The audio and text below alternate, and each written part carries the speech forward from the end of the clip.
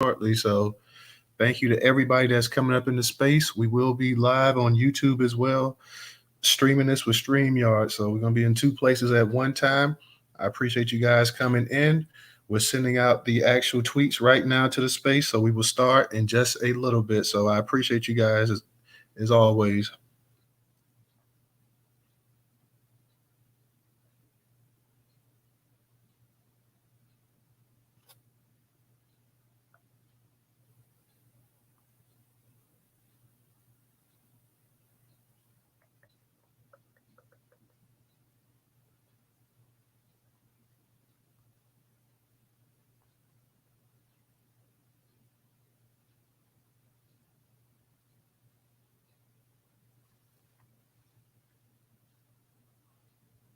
We plan on having a pretty interesting conversation tonight. So I hope you guys are ready to join in. If just listen. Shout out to you, Wilson, and shout out to you, Nate. We'll be starting this Twitter space up shortly. We're gonna let some people come up in here before we go ahead and get started. See, Trouble's making her way up in here. How you doing, Trouble? We're gonna be starting the Twitter space in a second. We're just letting a few people filter in, and we're gonna go ahead and we're gonna be talking about Tulsi Gabbard. We're gonna be talking about Raphael Warnock, and we're gonna be talking about this brother in Oklahoma, black brother, stand your ground, all kind of nonsense. His brother is a marijuana grower, and he ended up killing a white guy, and they trying to hit your boy up with some stuff here. So we're gonna be chopping it up all the way around, y'all. So definitely I look forward to having another interesting discussion as always. So, and I'm also gonna put the actual I need to go ahead. DJ, I just sent you the let me know when you get the co-host thing. I see you as a speaker. Let me go ahead and invite you as a co-host. But yeah, what's going on, DJ?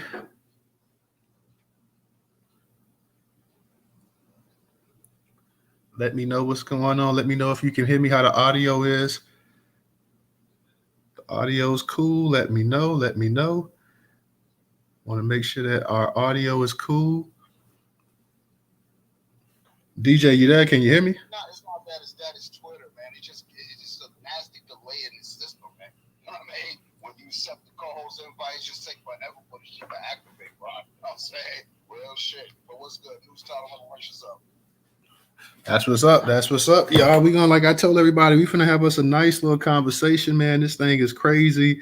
We've been talking about the minority coalition. You've been seeing a lot of that going on in different spaces and whatnot. And we got three stories we want to touch up on.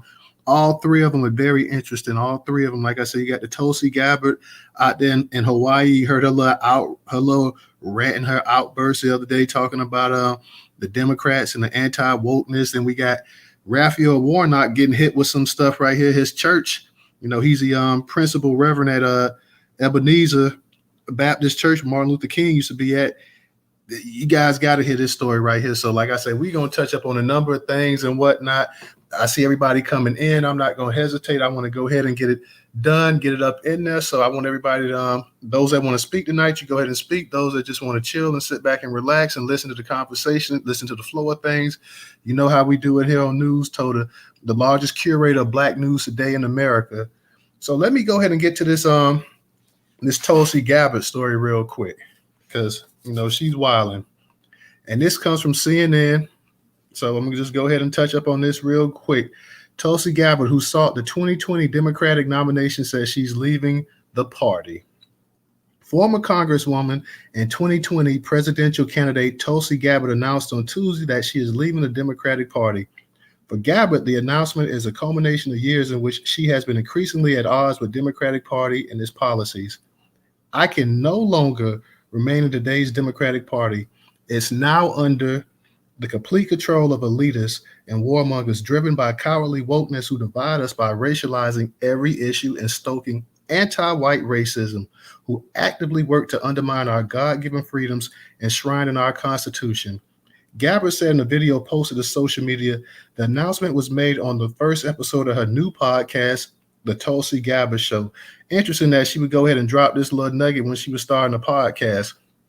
Gabbard, who made history by becoming the first American Samoan and practicing Hindu in Congress following her election in 2012, also criticized what she said were Democrats' open border policies and anti-police rhetoric. The former Congresswoman who represented Hawaii's 2nd District has long been unique and occasionally a controversial voice in the Democratic Party. As one of the Democratic presidential candidates in the crowded 2020 field, she touted herself as an Iraq war veteran and staked out a distinctively anti-foreign policy. On the campaign trail, she blamed U.S. intervention in Latin America for creating instability that triggered the surge in migration across the southern U.S. border and was co-sponsor of several bills aimed at keeping migrant families together at the border. And when Gabbard was running for president, Hillary Clinton suggested in the interview that she was being groomed to run as a third-party candidate and was a favorite of the Russians. Clinton suggested that the person she was talking about was a Russian asset, while not naming the Hawaiian Democrat. Gabbard filed a defamation lawsuit over the matter that she dropped in May of 2020. So that's one article I want y'all to hear, but it gets deeper. We know Tulsi Gabbard. And here's her thing right here. She's trying to get a little buzz going for herself and whatnot. She's gonna throw her party on it. And I'm no Democrat or whatever, but the whole anti-wokeness and all this stuff that people, when they talk about anti-wokeness, we know exactly what group they're talking about. So here's somebody that's of mixed race sitting up here talking about Samoan at that. And I know Samoa is actually a property or a territory of the United States or whatever, but she's talking about the migration and this and that. And I can feel it on some of the things she's talking about. At the same time, she's up here trying to grandstand. She's trying to carve out a little niche for herself. So, she's sitting up here taking anti-black shots at black people, trying to do it in this coded language that we have to worry about nowadays. I want to get to my man Raphael Warnock too. I want y'all to hear that. Of course, y'all all know that Raphael and Herschel Walker are going at it for the Senate spot up in Georgia. So let's just take a little look real quick what's going on with Mr. Raphael Warnock. We're going to just read up on this real quick. And this article was published by the Free Beacon. And it says, and it's titled, and excuse the words, they treat me like a piece of, Raphael Warnock's church pays for his home. It's also trying to evict the poor from theirs. In Atlanta, unemployment benefits have expired, rent is due today, and many Georgia families are at risk of eviction in the middle of a pandemic. Senator Raphael Warnock, Democrat, Georgia, wrote in a tweet in August of 2020, charging that by failing to act, his political opponents were clearly only concerned with serving their own interests. It may be good political rhetoric, but Warnock's Ebenezer Church, where the senator serves as senior pastor, drawing a salary as well as a generous $7,417 monthly housing allowance, has moved to evict disadvantaged residents from an apartment building it owns. One of whom it tried to push out on account of merely being passed through at $28.55. The church is a 99% owner of the Columbia Tower at MLK Village in downtown Atlanta, according to documents obtained by the Washington Free Beacon, which described the building as a home for the chronically homeless and those with mental disabilities. A dozen eviction lawsuits were filed against Columbia Towers over the course of the coronavirus, the first one in February 2020 and most recently in September of 2022. The total sum of past due rent cited in the lawsuits is just $4,900, a figure that could have been covered by one of Warnock's monthly housing stipends from the church. The lawsuits were filed by Ebenezer Baptist Church business partner Columbia Residential, the 1% owner of the building, which manages its day-to-day operations. The revelations threaten to undermine Warnock's effort to cast himself as an ally of struggling Georgians working to meet rent in the face of the pandemic-era challenges. Ebenezer is not hard up for cash. Let me repeat that again. Ebenezer is not hard up for cash. Audited financial statements obtained by the Free Beacon show that Ebenezer closed out 2021 with cash and cash equivalents exceeding $1.2 million. And it is unclear why Columbia Residential moved so aggressively to evict its tenants. Columbia Tower residents who told Free Beacon they were unaware that Ebenezer Baptist Church owns their building described living under the rule of landlords who don't hesitate to go to court to evict them and their neighbors, even if they are just a few days short on the rent. They treat me like a piece of shit. They're not compassionate at all, said Columbia Towers resident Philip White, a 69-year-old African-American who says he served in Vietnam and received an eviction notice on September 20 for failure to meet a $192 rent payment. It was Columbia Tower's second attempt to evict White, who received his first eviction notice in September 2021 for $179 in past due rent. The case was dropped after White paid up, plus an additional $325 he told the Free Beacon. All righty. So that's Raphael. Now I want to get to our third story for the night, third article. Then we're going to go ahead and we're going to start breaking this stuff down. I appreciate all you guys coming up in the space right now. Please go ahead and tweet out the space. Please go ahead and tweet out the space. I'm going to also, on the articles, I'm going to go ahead and try to put that up in the Jumbotron when I'm finished. Let me give a shout out on YouTube to Kim. Kim, thank you.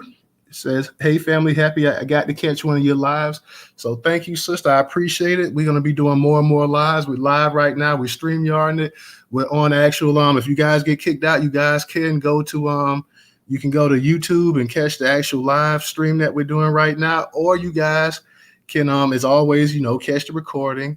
So that's just, and another option you guys have, if you're having issues getting up in the actual Twitter space, one of the best things to do is to leave the app, go to the web browser, go to Chrome or Firefox or one of those, go to Twitter, and you can just go ahead and join the actual space that way too. So I appreciate all you guys that's in here.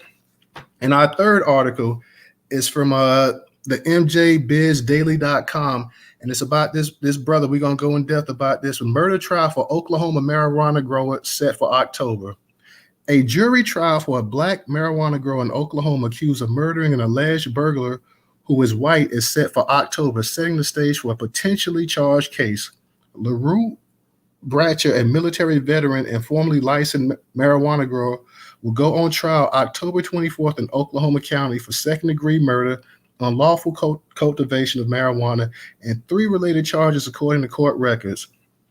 Though Bratcher was originally a legal cannabis grower in Oklahoma in 2018, he couldn't afford the state-mandated upgrades to his operation. His license expired in 2020, but he kept captivating in the hopes of regaining the license and keeping the business alive. At the time, Daniel Hardwick, white cat, allegedly tried to break into his growing house. Bratcher shot Hardwick through a door, killing him. Because of his expired marijuana cultivation permit, Bratcher was charged with murder. His cause was taken up by Oklahoma activists who contend Bratcher would never been charged if the race roles were reversed. And I think we could pretty much agree with that. As we've seen many times, especially in a state like Oklahoma, Texas, and stuff like that, Texas, where they treat you like it's a damn wild, wild west or whatever, and they let anything go. I've heard cases in Texas where you've had people go into people's houses, leave the people's house, then you had the person chase a person a couple blocks over, shoot the person dead, kill them, and still get off saying that they stood their ground, even though this person left their house. This person was no physical threat to them. This person didn't even have a weapon on them. It didn't matter. In Texas, you was fair game. I've heard all kind of different things in Texas and some of these other states. Here in Florida, I can tell you firsthand with George Floyd, not George Floyd, I'm sorry, Zimmerman, when he killed, oh my God, Trayvon, when he killed Trayvon, you had just down here, you heard all kind of excuses from white people talking about, well, he was in fear of his life and this. And I said, well, you do understand that first off, George Zimmerman was given directions by the actual dispatcher on the phone. The dispatcher told George Zimmerman not to go ahead and pursue it. George Zimmerman racially profiled this young kid. He went ahead, he started to stalk him and follow him. He confronted him and he got his behind whooped. And once he got his behind whooped, he had to go ahead and kill a teenager. But nobody seemed to have an issue with that. The only issue I see in this case, maybe that you could say, is that this brother here, that the only thing he could be charged with, in my opinion, is that, hey, he didn't have the license anymore to cultivate the marijuana. But in terms of how they look at everything else, no, it's no way that he should be charged with murder. Not how Oklahoma, Texas, and the Southwest and all these other people respond and they act like that. So that's going to be very interesting to see. And also with the I'm sorry, Ray. Was you gonna say something?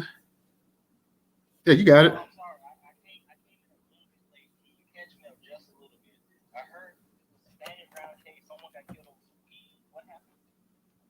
Hold on one second. Which case you need to be caught up on? I just came in, so I heard something about a kid that got killed. You talking about Trayvon and stand your ground in Texas. That's kind of why I came in, and I'm sorry. Okay. Well, on this the third story here, and I'm gonna get back to the other ones for people that came in because I want us to touch up on everything. So anybody that wants to speak, you can go ahead and raise your hand. And like I said, we don't really do any order of the actual stories, but here's the thing: you have this marijuana grower, this black guy. He was cultivating marijuana in Oklahoma. He had his license and stuff. His license expired back in I think in 2020 his license expired. Yeah, he kept growing the actual marijuana because he was trying to actually get his money up so he can go ahead and upgrade his license or whatever. But to make a long story short, you had this white cat come in there and robbed him. The brother shot through the door, killing the white dude. And now they're trying to hit him with multiple charges. Like they're trying to say that it wasn't stand your ground. They're trying to say that they're trying to tack on different charges as well, too, saying that he didn't have his cultivation license and everything else. So they're trying to go ahead and they're trying to stick some other charges on him. And I guess also they're trying to say, well, if he had his cultivation license, that would be different. But my thing is that whether he had his license or not, somebody still broke into his place. He has a right to defend himself. Can I play? I have to play devil's advocate because I heard you say that he shot through the door. You cannot claim self-defense shooting someone through a door. You have to physically enter your house, especially in some of these states. Because everyone knows, I've said it before, I'm very pro 2A. So I don't co-sign any law that's going to take guns away from the people because that's what happens. What happens is criminals end up with the damn guns with 30, 50, 100 rounds, and I out here with 7 or however many the politicians feel we should have. Well, here's the thing too, Ray. They saying that. Here's what he's saying too. They say at the time, Daniel Hardwick allegedly tried to break into Bratcher's grow. So they say Bratcher shot Hardwick through a door, killing him. So if somebody's actually coming through your door, or whatever, I don't know. I don't know how that would play out. I know in Texas, if somebody was coming through your door and you shot and killed them, in Texas, damn near you can do anything. In Texas, you would not be getting charged. And I gotta wonder if Oklahoma's laws are that much different than Texas. It gets kind of touchy because, like you said, there's a difference between someone trying to come in your door and you shooting through a door. You know what I'm saying?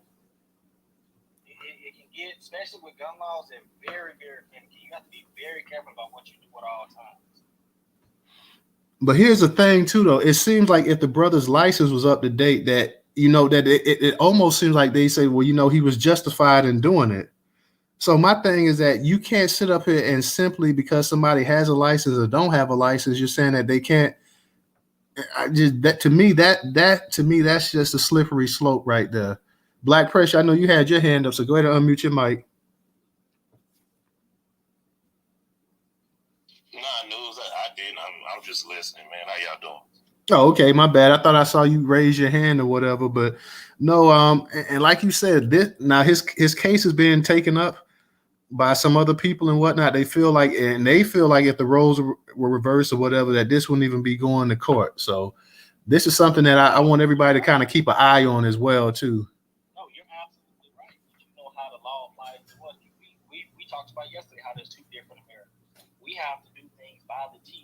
Like myself, I have a concealed carry for every state I've ever lived in. I lived in New Mexico. I have one for here, and wherever I go next, I have to get concealed carry. We have to play it by law, but other folks, they ain't really got to do it because they got the system on their side.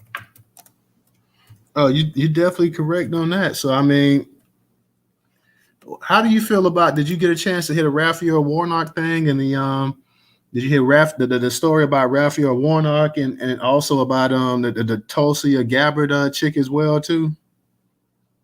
Oh shoot, Ray, we losing Ray.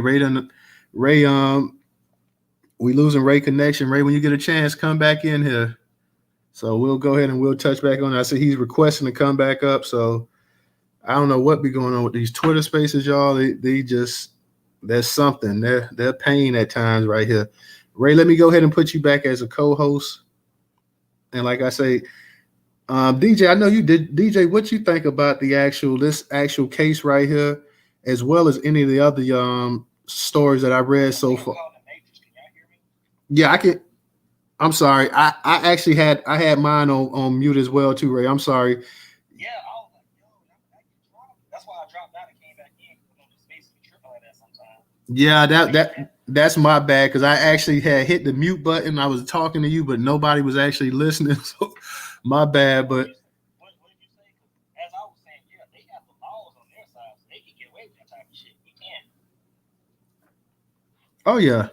Well, I mean, I'm not disagreeing with you on that as well too. DJ, how is your audio? Can you hear me? DJ be out working. What about you, Black Pressure? Can you hear? Yeah, I can hear both of y'all fine. Y'all went out for about 20 seconds, but I can hear you fine. Yeah, that was my mistake, y'all. I accidentally, like I said, I had it on mute, the mic on mute myself while Ray was talking and whatnot. And no, Ray, I was just talking about the other story. Did you get a chance to hear when I was reading about Raphael Warnock and his church and the Tulsi Gabbard chick out there in Hawaii with her little rant that she's talking about black people? Well, she didn't say black people, but we know when people start talking about this anti-woke and people talk about that you got rhetoric against the police and this and that, we pretty much already know. Anybody with more than one brain cell in their head should pretty much know who they're really talking about. Whenever I hear anti-woke, we know exactly that, that's centered and that's pointed right towards us because we're supposedly the woke people and this and that. So we exactly know exactly what they're talking about when they start talking about this woke stuff and this and that or whatever. She went on her little tirade and this and that. And she's supposed to be, I don't know if she's supposed to be some kind of red Democrat or whatever she's supposed to be, but she had quite a bit to say. She was running her mouth and whatnot, talking about how the Democrats are turning on people, or how the Democrats, she can't support the Democrats because they're so anti-woke and they're anti-police and they're too woke and everything they make, they racialize it and this and that or whatever. This is another another prime example of the whole minority coalition that everybody's been talking about. Same person that's benefiting, running her mouth, talking noise. You got it, Reverend. Hey, my young brother, how you doing? And the co-host. I was checking out that situation you was talking about with the guy. I'm just wondering if they're charging him because, number one, it wasn't his dwelling, meaning he did not live there. I know we have a castle doctrine here, but we also had a situation where a woman fired and shot somebody in her garage, and she didn't get charged for that, but the garage door was open. So I know that that person needs to be a threat to you in order for you to shoot and kill somebody. Now, if he shot through the door without knowing who was on the other side of the door, I think they're probably looking at that situation and saying that it could have been a police officer or something like that. So I'm wondering if that's part of the problem with that. I'm a staunch 2A believer, and I fight for the Second Amendment when he was talking about that. So that's what I was trying to find out, if this was a situation where they're saying that the threat wasn't there because there was a door in between. And if there was another way out of this place, if there was a duty to retreat. So there's a couple of things that I was looking for here to see if anything applies to any one of those things. Well, I can say that this is what he's charged for. He's charged for second-degree murder. He's charged for unlawful cultivation of marijuana and 3 related charges. So they're not saying exactly what the other 3 related charges are. And it's also towards the end of the article, it says because of his marijuana cultivation permit, Batcher was charged with murder, which doesn't make sense to me. He's saying because of because of his expired marijuana cultivation permit, Batcher was charged with murder. So you're saying basically because his permit had expired, he was charged with murder. That's the part that's kind of like just baffling right there. Yeah, I don't understand that. That's another thing I was going to say. I don't understand why that had anything to do with a gun charge, but him firing and shooting somebody. I think it just sounds like they're fishing right now, and they're willing to throw anything on this here brother just to get him. I agree, and like I said, I can understand not having the cultivation. I can understand him being charged for that or whatever. And even if you're talking about murder, but when you saw us sitting up here saying, well, because his permit had expired, then he was charged with murder. To me, that just like you said, that just sounds like a fishing expedition right there. That doesn't make any sense. Either you charge somebody with murder straight up or you don't. And the fact of the matter that you're saying that, basically because his business license had expired, and now we're going to charge him with murder because he killed this person. That part there is just kind of, have me, just all over the place, like trying to figure out exactly how that is. Black Pressure, go ahead and mute your mic. And also, y'all, we're also, like I said, we're talking about Raphael Warnock as well, too. We're talking about Tulsi Gabbard. In case those of you that don't know, Raphael Warnock, of course, he's the head reverend at Ebenezer Baptist Church. And then you got people, the church apparently owns this apartment complex, and he's given $7,400 for a stipend for rent a month on top of being paid a salary. And you have quite a few of the people that's being evicted or threatened to be evicted and this and that for $179, $199 and this and that. I think all together the total is something like, I read it was like $4,900, something that could be covered by one of his actual stipends. So Black Pressure, go ahead and unmute your mic, then we'll get to you, Ray. What's up, Black family? What's up, News and Ray? I was just going to say I can speak for the state I live in Texas, and you could put this in asterisks, because I'll say we have a castle doctrine. It's a law called castle doctrine.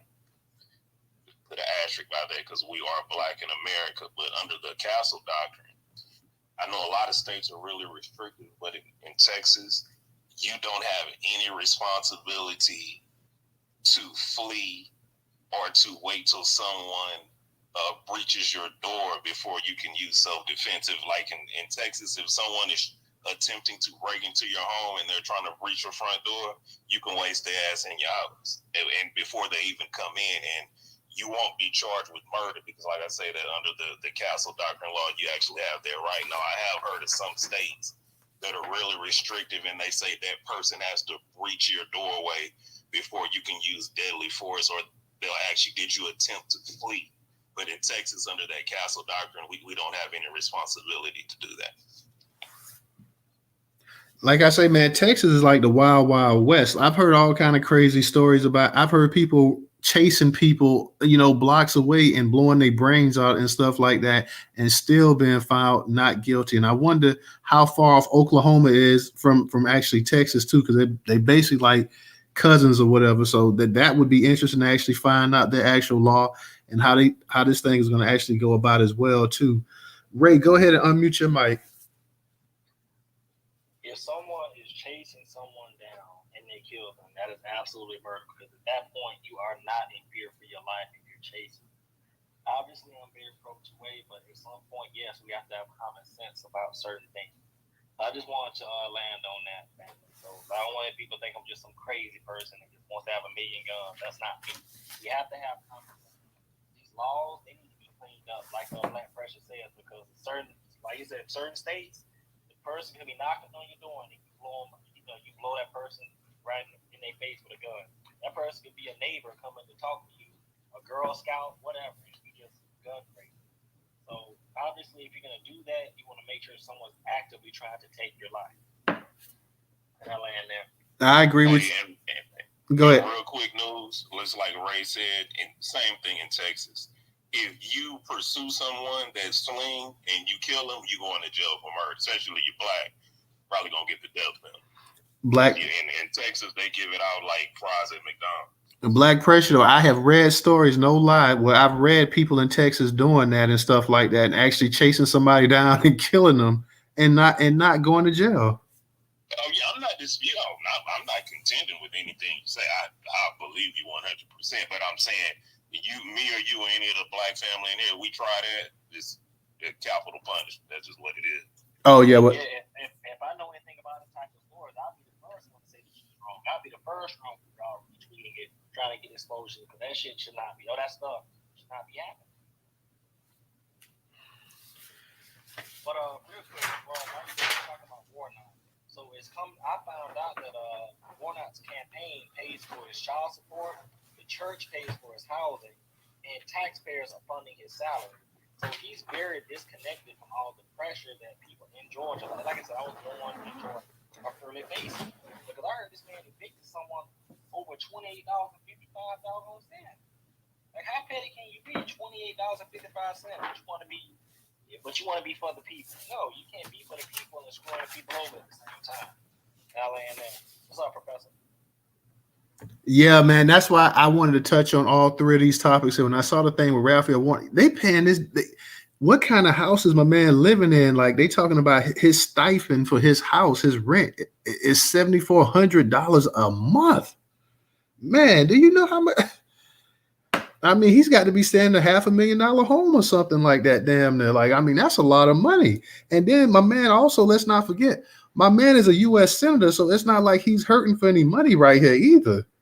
And like the church owns 99% of that actual that apartment complex. This little company, I guess their property managers or whatever own 1% of it.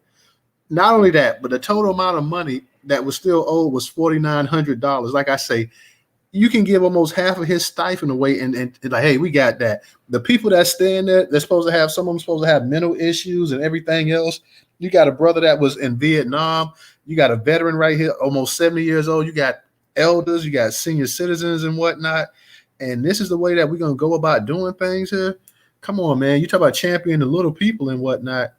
And not only that, it's not like you're a deacon or some usher. You are the head reverend at Ebenezer Baptist Church, a historical church, a church that Martin Luther King, presided over.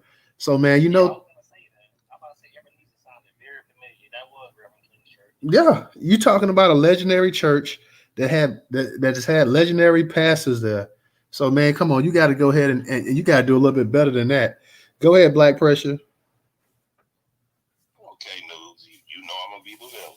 So I'm gonna say this: whatever those people, the parishioners in his church, are dumb enough to do, I say he need to double his mortgage, double his child support, and charge him to walk through the door in the church. Because if he's stupid enough to do it, he needs to take every dime they have, and I'll land my plane there. Hey, bro. Hey, you was calling me before, man. I could not get up there at all, man. Yeah, I kept trying to see. That's what, like, DJ, because I was like saying, what's up with your audio and whatnot. And I was trying to see if you heard anything that I had, any of the stories that I had read or whatever as well, too. No, I heard everything, bro. It's just that I realized when you on another device, because I'm on my tablet talking to y'all versus my actual phone, I'm out here working. But for whatever reason, when the window is up of the actual space, you cannot click the microphone off or on. But if you minimize the window and you can't see anybody, it's just the space, and like a thumbnail bar, I could click the mic off. Yeah, you see it weird, bro. You know what I mean? But go ahead. Y'all heard everything. Tulsi Gabbard, she says she for reparations, but that's the stunt game. We already know. I did like the way she was popping off at the lip at Kamala Harris over there at the presidential debate in 2020. So y'all need to go look at that. That she definitely flamed her on that note. Raphael Warnock, obviously he's just another POS, but I agree with Black Pressure at the end. If jokers is letting them take advantage of him, then hey, by all means necessary, do what you got to do. You know what I mean? But don't mean two wrongs make a right. And as far as the situation with the brother with the weed, I guess we're going to have to be there to support this brother, but I understand what you're saying too, right? That, he can't shoot through a door, regardless of, depending on the state, if nobody breached it. But hey, man, and we understand it's two Americas, but we got to show them that we about and for our people. So whatever type of way we could get that story out there, to the president, to the UN, to different black churches, other white folks. Hey, this shit ain't right. You know what I'm saying? And it don't matter if he had a cultivation license or not. That's a whole separate charge. You can't charge him for murder because he did not have a cultivation license. Just murder somebody or allegedly, murder somebody, you know what I'm saying? Because you're saying that he didn't have a cultivation license? That don't even sound right, you know what I'm saying?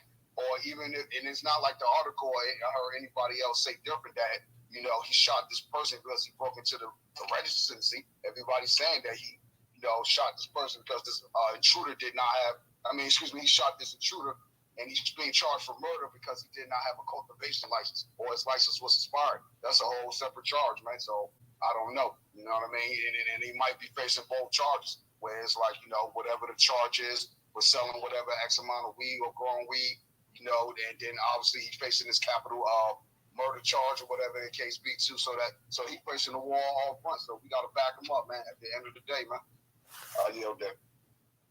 Absolutely. And I want to say this one thing before I pass it to Professor. We're going to go Professor, Mr. Engaging, and Ray. Just getting back to the Raphael Warnock thing, I want everybody just to go ahead and think about this. They say that this building is basically a home for people that's supposed to be chronically homeless and those with mental disabilities. So let me say that once again. This building is supposed to basically house people who are chronically homeless and have mental disabilities. I'm gonna just go ahead and leave it at that, and I'm gonna go ahead and I'm gonna kick it to you. I'm gonna kick it to you, Professor. Kick it to you, Mr. Engaging. Kick it to you, A Boogie, and get it to you, Ray. Go ahead and unmute your mic, fellas. All right, y'all. Thank you again for this wonderful space, man. As always, News Total, you bring the best spaces. So thank you, Ray. What's up, dude? What's up there, DJ? Mr. Engaging, man. I see you always doing your thing up in the spaces, no doubt. And all to everybody in the space here, everybody in the room, peace, power, and reparation, man, because we are going to get this money, that's for sure. They're trying to stop the momentum, and they can't stop it. It's only getting heated up. That's what I'm talking about. Now, this Tulsi Gabbard, interesting character, y'all. She put out a speech about she's leaving the Democratic Party, which I don't give a damn. But she said the Democratic Party has become too woke. I guess she's really referring to us, because when they talk about these different code words like woke and certain things like reparations, you hear these terms, criminals, thugs. They usually referring to black people, black Americans. They saying that we are the problem here, and that's what she's saying. She's saying that we have become the problem in the Democratic Party. But what she don't understand is the Democratic Party is not really our party. We don't give a damn about them because they're not speaking for us right now anyway. They're not talking about reparations. But she said that she wants to get away from the Democratic Party and go over to the Republicans. Well, the hell with her. That's how I feel about it. Go where you need to go. You wasn't doing anything for our cause anyway. That's what I say about any of these people. They up there getting this money off the taxpayers. They're not doing shit for our cause. None of them. This Raphael Warnock, he can kiss my ass because he's not doing anything for his own damn people. The thing about Raphael Warnock, I saw the video about his wife.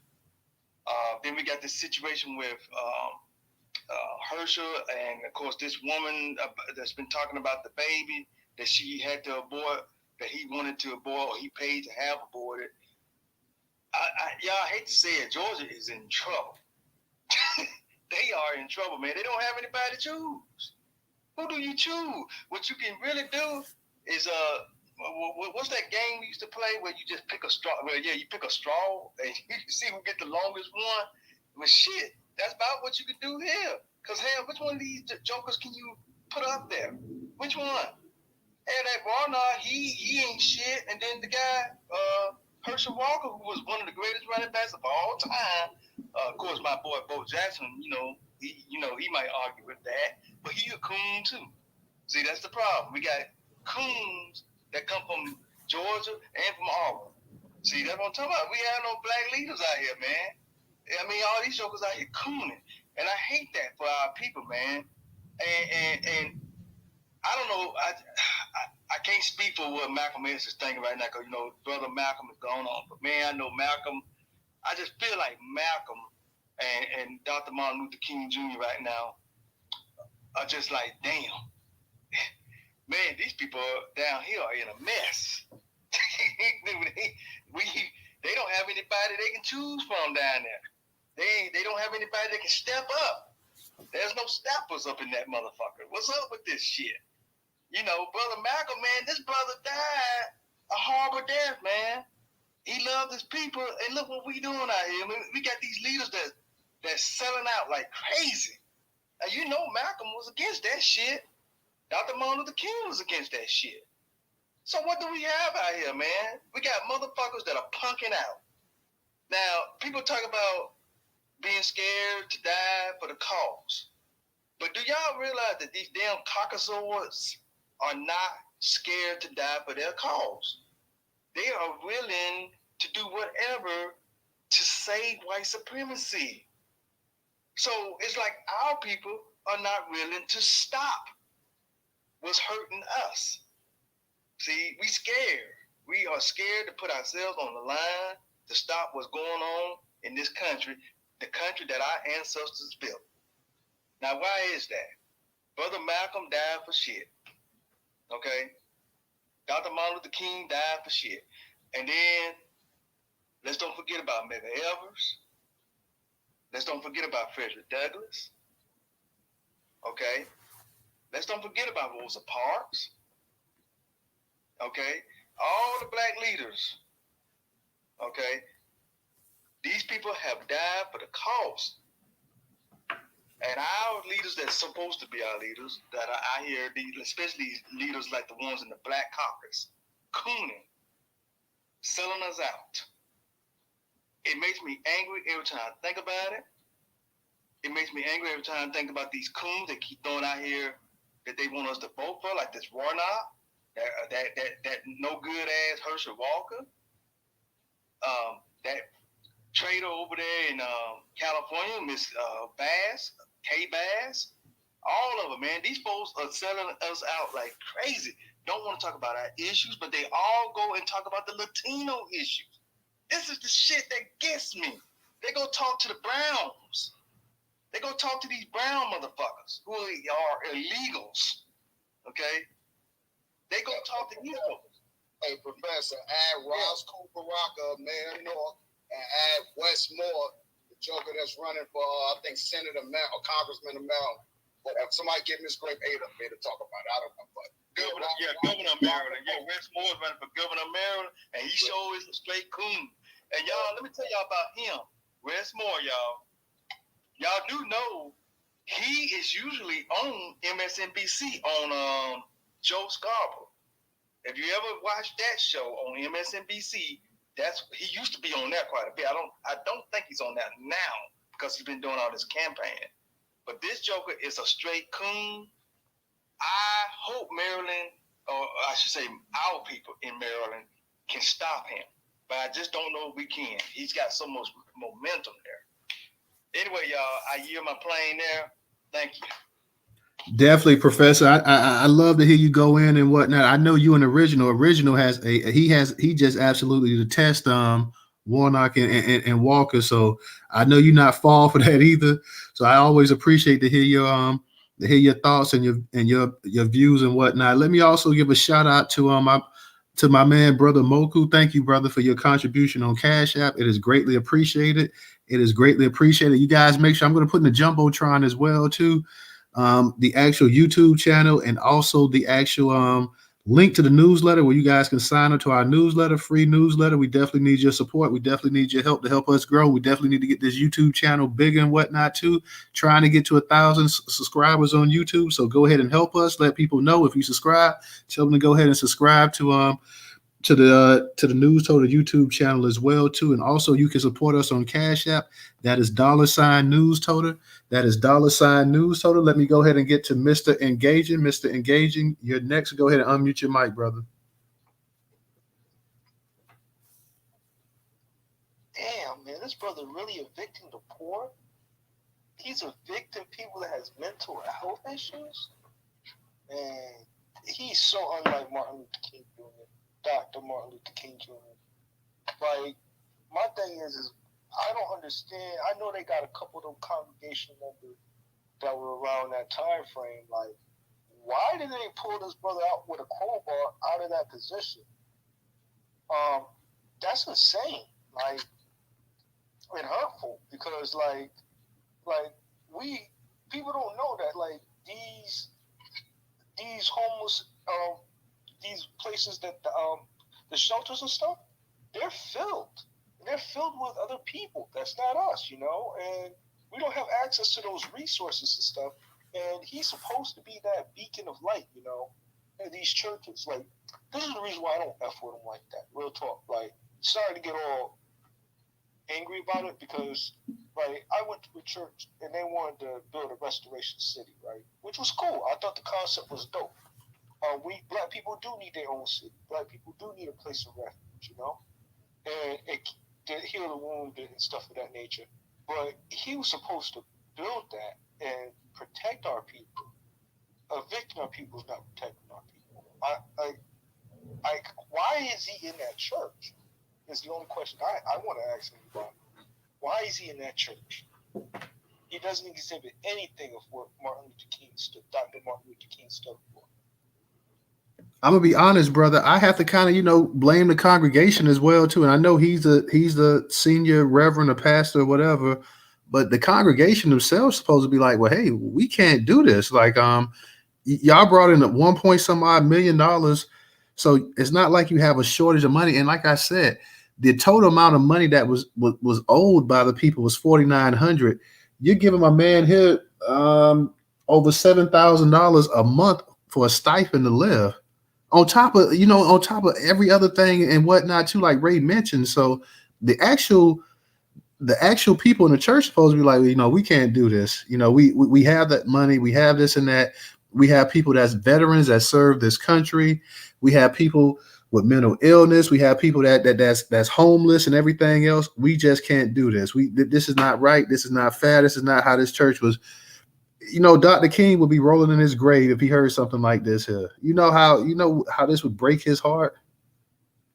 I mean, this would really break this man's heart if he heard something like this.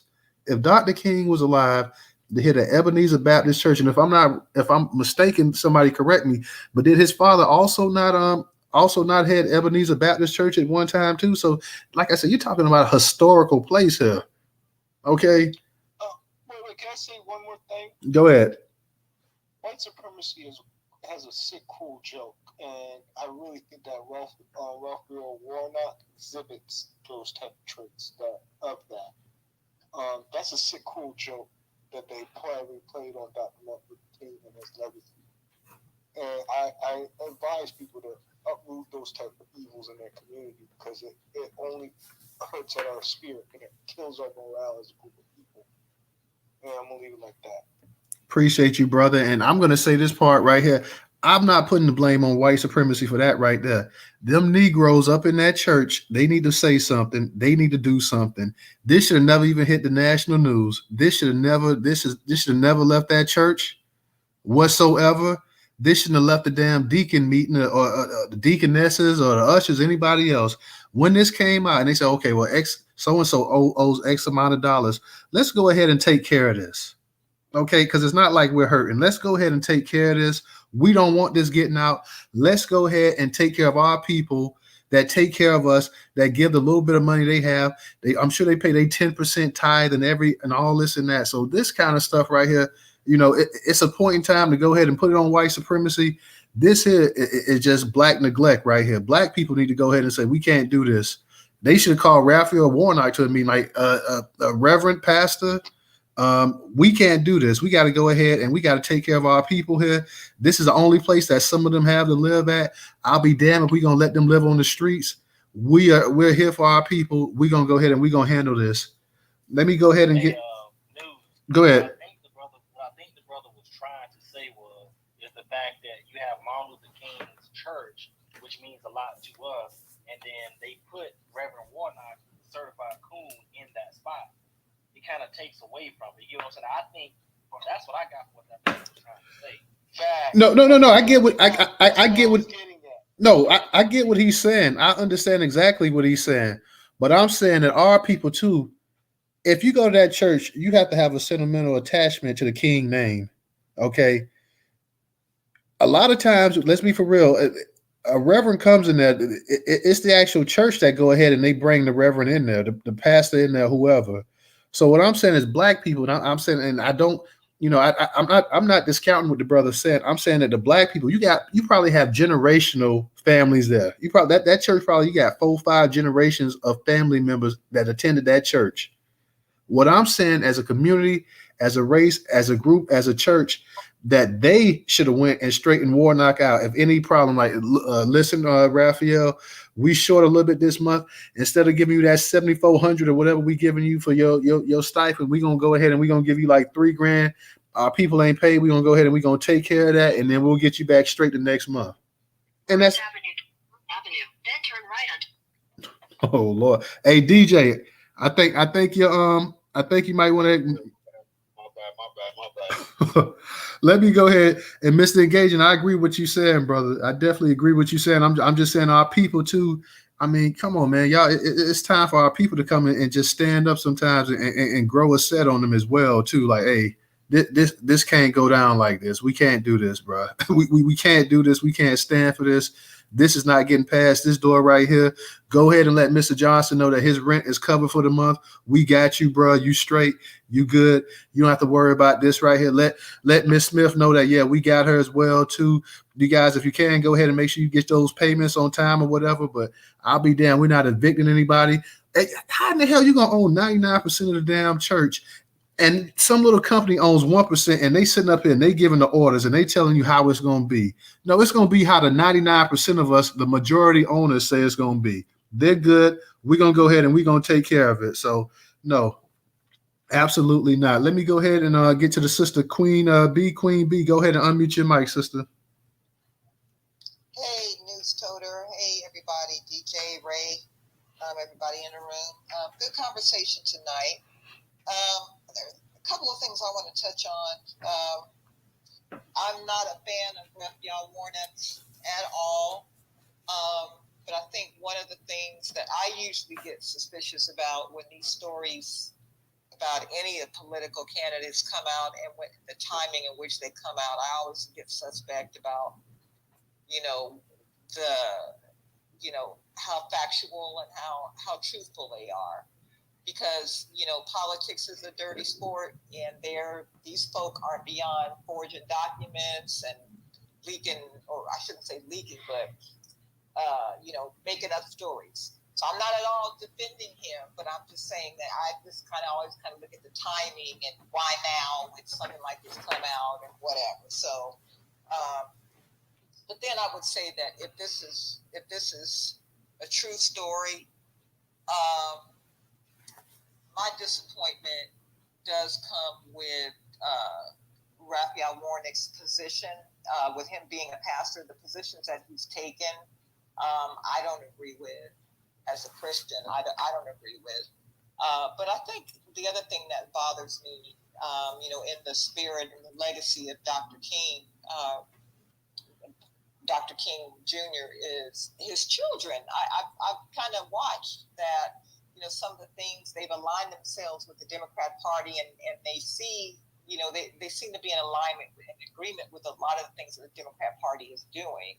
So my disappointment really comes from them, Bernice and I think it's Martin III and Dexter. I don't really hear them speaking out against any of this. So, I'm just wondering I know Bernice, I think Bernice is also a pastor. Maybe she's left. She probably left, has her own church. And I don't know. I just kind of wonder, how much involvement they actually have, with Ebenezer, since their father is gone. That's the first thing. I didn't. I think that the thing that really rubbed me wrong about Raphael Warnock, even if this story wouldn't have come out, is the way he treated Marcel. I think that bothered me in real time.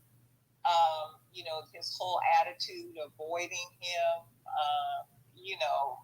That just rubbed me the wrong way altogether. So even if this story hadn't come out or anything else, that just bothered me because he pretty much showed who he was right there in real time. Just ignoring Marcel, and you would think that that he would have handled that differently. I just didn't. So that was just a turn off altogether right there. And then Tulsi Gabbard. So I think, with Tulsi, she, they started accusing her of being a Russian spy. I think Hillary put that out about her when she started running for the presidential. I think it was when she started running for president. And, that was all about politics. So they were doing what they could to taint her name.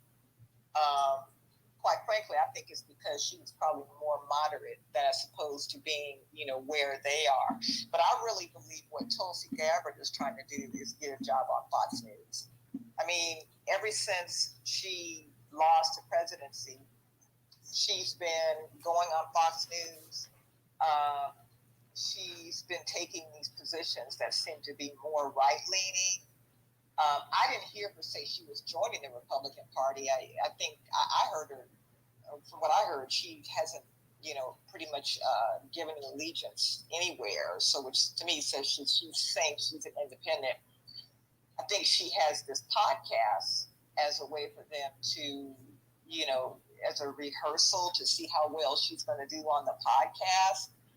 And once she's finished with that podcast, but that's a way for them for her to rehearse, and they're going to try and see how things are. And then she's going to get a gig on Fox News. I think that my prediction, that's where she'll be, within a year. I think they're just trying her out. She's willing to speak out against the Democrats. So they usually, when they're willing to speak out against the Democrats, they usually can find a home on Fox News. So that's what I think this is all about. And I'll land. Thank you. Thank you, sister. I appreciate it. Definitely appreciate it. We're gonna get to and I know we got a number of hands up, so we're gonna go ahead and we're gonna get to all y'all. We got BW, we got Shepherd, we got Brother Moku, we got Insane, we got Wilson. Then we'll kick it back to you, Mr. Engaging. Ray, you want the host, so I'm gonna get to you as well too. So let's go ahead and let's get to BW. BW, go ahead and unmute your mic. Good evening, everyone. I sort of agree with Professor when he was talking earlier about how we just acting like we're scared of everything. We're scared to really fight. So I agree with that. I don't know if we just got comfortable or what. But back in the day, people used to fight. These people these days don't do anything. And it's nothing wrong with holding protests or rallies and all this stuff. But how long are we going to do that? We got to get to the next step. We got to be more strategic to do something else besides that. Also, these pastors in these church, I believe everything they say about them. Those people they don't really do anything for the community. They have the gift of gab, but they won't use it to help the community. They'll use it because they're caught up on greed. So they only use it for their agenda, not to truly help our people. Just like you have this gift for gab, you can use it in the political arena to help us. But no, they want to sell us out. The ones that do get in that circle, they rather sell us out than really truly try to help us. And they don't really truly care about us. I have never found one church, I've been to a lot of churches, that truly was committed to the community. Not one. Everybody trying to get money from you, take what you got, and no poor people is coming in there for help, looking for some guidance, some structure, and all they do is play on your emotions and take from you. So when they talk about the Africans and how they act being colonized, some of us are being colonized because we get in these positions and you turn against your own darn people. That's what Africans do. So they're doing the same thing. They turn against their own people to be next to the white man. And then also a lot of black people, because they never had any real power before. So they get in power and start doing us in. Start doing us in because they got out of control because they never had that power. So what goes to their head. So that's all I want to say. Thank you, sister. I appreciate having you. Amen, sister. You hit it right on the nail.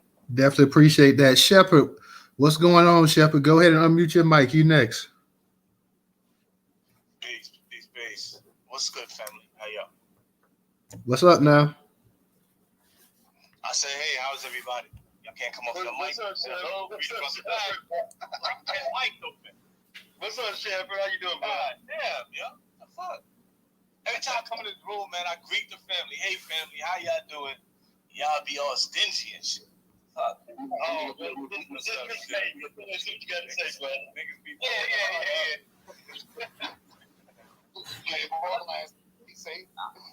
I just be blessing y'all because y'all be stingy and saying what up. Yo, y'all be ready to get back on y'all little soapboxes and shit. Yo, we can try to be cordial. So, I'm not getting this money, Shepherd. Otherwise, you know what's up, though. But I'm hold on, man, brother. Damn, give him a little love. I thought Jersey was better than that. Y'all start talking about football, college football. Y'all niggas be all in, right? Hey, look, I can't see nothing right now. All line in the road, just making choices. Alright, so in the Jumbotron, I put something that says Bob Felicia about Tulsi Gabbard, right? Tulsi Gabbard, she was for an assault weapon ban. She's for slavery reparations. She's the only presidential candidate that eased the stage in 2016, telling people that we need reparations. So I don't know what her racial mix is. She's Indian, she's white, whatever she is the only presidential candidate that ever got on that stage and brought up reparations. And she shamed Kamala, she shamed Biden, she shamed everybody on that stage by mentioning reparations, put them on blast. Mary Williams came after, but Tulsi really was pushing that shit. Mary Williams was after Tulsi opened that conversation up for reparations, but that's not the point. The point is that she stood up for reparations, right? Full-term abortions, I don't agree with her on that. You know, I don't like none of that abortion argument. In the electoral college, I agree with her on that. And Medicaid for all, it's called M4A, was the bill that the Republicans killed to give everybody health care and our seniors to get them straight with Medicare so that they don't deplete the budget for Medicaid and Medicare and leave our seniors out back. So I agree with her on like some major things. I agree with her on Medicaid. I agree with her on slavery reparations. And I agree that there should be a partial ban on assault weapons, especially for crazy wife-beating white supremacists who could just go and buy a gun and then head to Buffalo and kill up a bunch of black people when they ain't even supposed to be having no gun. So, you know, we need to do better, right? We need to get our guns up, man. That's not the point. Wait. Hold on. Let Shepherd go. Go ahead and let Shepherd go ahead and finish his point, y'all. Nobody come off your mic. Let him go ahead and finish and unpack what he has to unpack, and then we can go ahead and join in. You got it, Shepherd.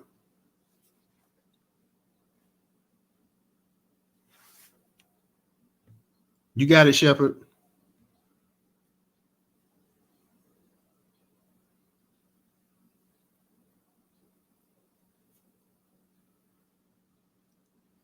Shepherd, you there?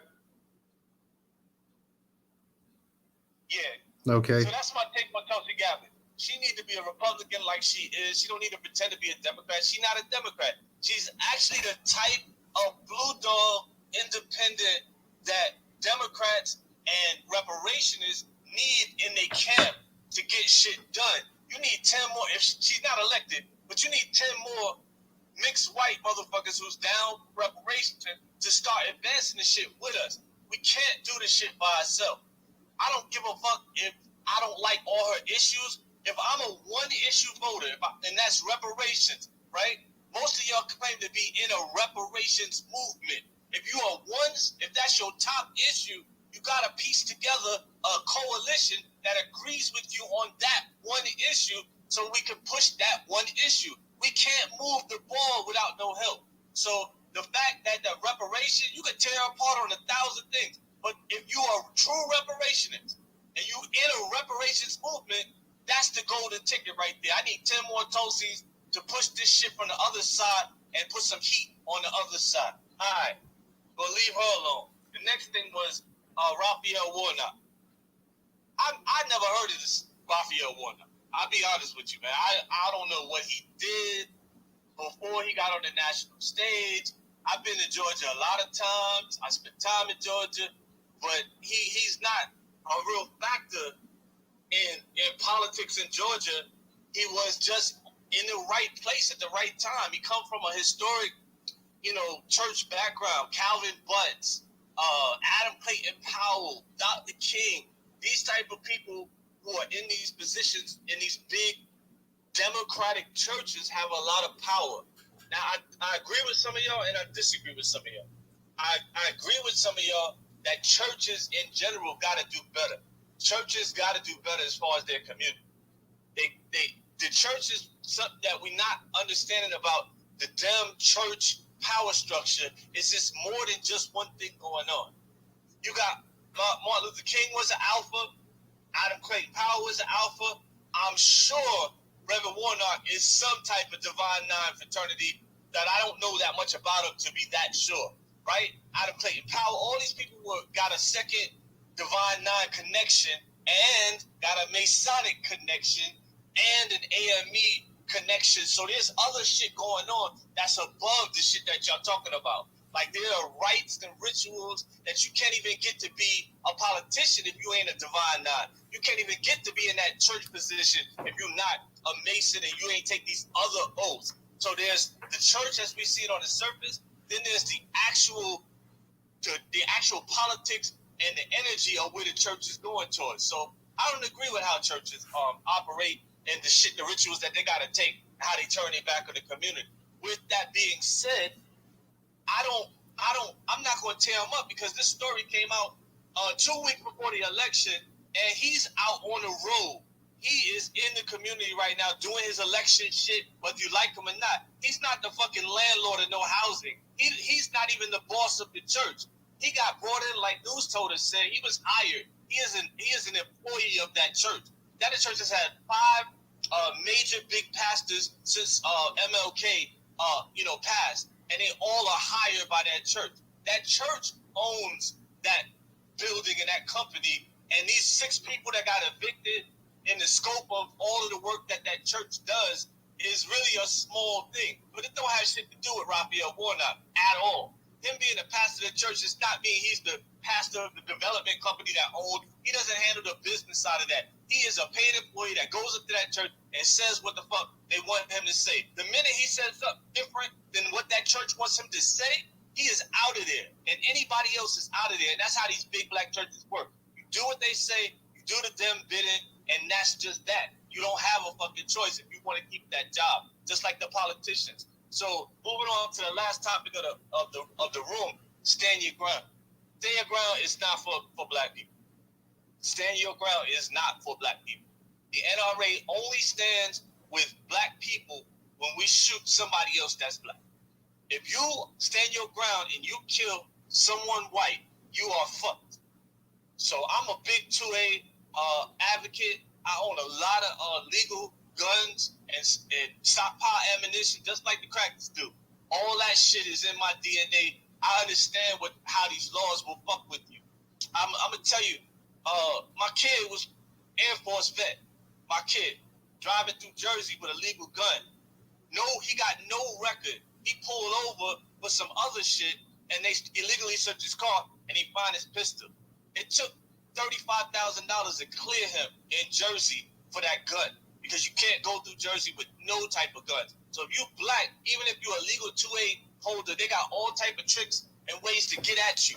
So there's a lot of shit with 2A and the NRA and black gun ownership. If you remember when those Black Panthers came to California and stood on them steps with them shotguns, Reagan and the NRA said, hell no, we need to change these laws. Black people shouldn't have guns. They shouldn't have guns near white people. So there's always been a black fear over guns. So we have no protection under this Constitution for no type of weapons, no type of guns, no nothing. There's nothing that will save us in the law from being a legal gun owner. It's 2 or 3 people that got shot by police, pulled over for just having a gun in the car. And the police, they know you got the gun in the car. That's what's so fucking fake about the police, because once they run your tag to ship flags most of the time that you're a legal gun owner and there's a weapon in the car. Sometimes they try to trick you so you break the law by asking you if you got a gun and seeing if you'll say no when they already know you're a legal gun owner. So we don't have no friends. And I land because it's a lot of hands. Appreciate that, Shepard. You're pretty thorough on everything on all 3 stories that we covered and whatnot. So we'll go ahead and definitely get back to you. You're right. We do got quite a few hands. So everybody, if you could, let's kind of keep it a little bit under about 2 minutes or so everybody can go ahead and not have to wait too long. Carissa, I'm gonna get to you too as well. So you can go ahead and put your hand back. You put your hand back up. But Brother McCoo, go ahead and unmute your mic, bro. Hey, real quick, Brother Shepard, if you're still in here, I'm gonna want to just talk to you on the back end, brother. We gotta have a discussion about the 2 ways. Yes, sir. Anytime, man. I don't know if we follow each other, but let's make that happen. Yes, sir. Brother McCoo, go ahead and unmute your mic. What's up, family? Ray, everybody else. Man, I'm gonna keep it quick. Tulsi Gabbard. I mean, I'm gonna just stay on code. I'm suspicious of every white person. I was following her just like Shepard said, and he was right. She the one that spoke out on reparations, brought it to the forefront. But you know what made me suspicious about Miss Tulsi? She ain't talking about no cash. She ain't talking about no check. When you ask about the check, she get all shook up, just like Williamson and just like the rest of them. Now, you know, just to get on Raphael, that Warnock, I'm just like Shepard and everybody else. I don't really know this cat, but we gotta be real clear, man. You know, white supremacy gave us the church, and I'm not trying to offend nobody.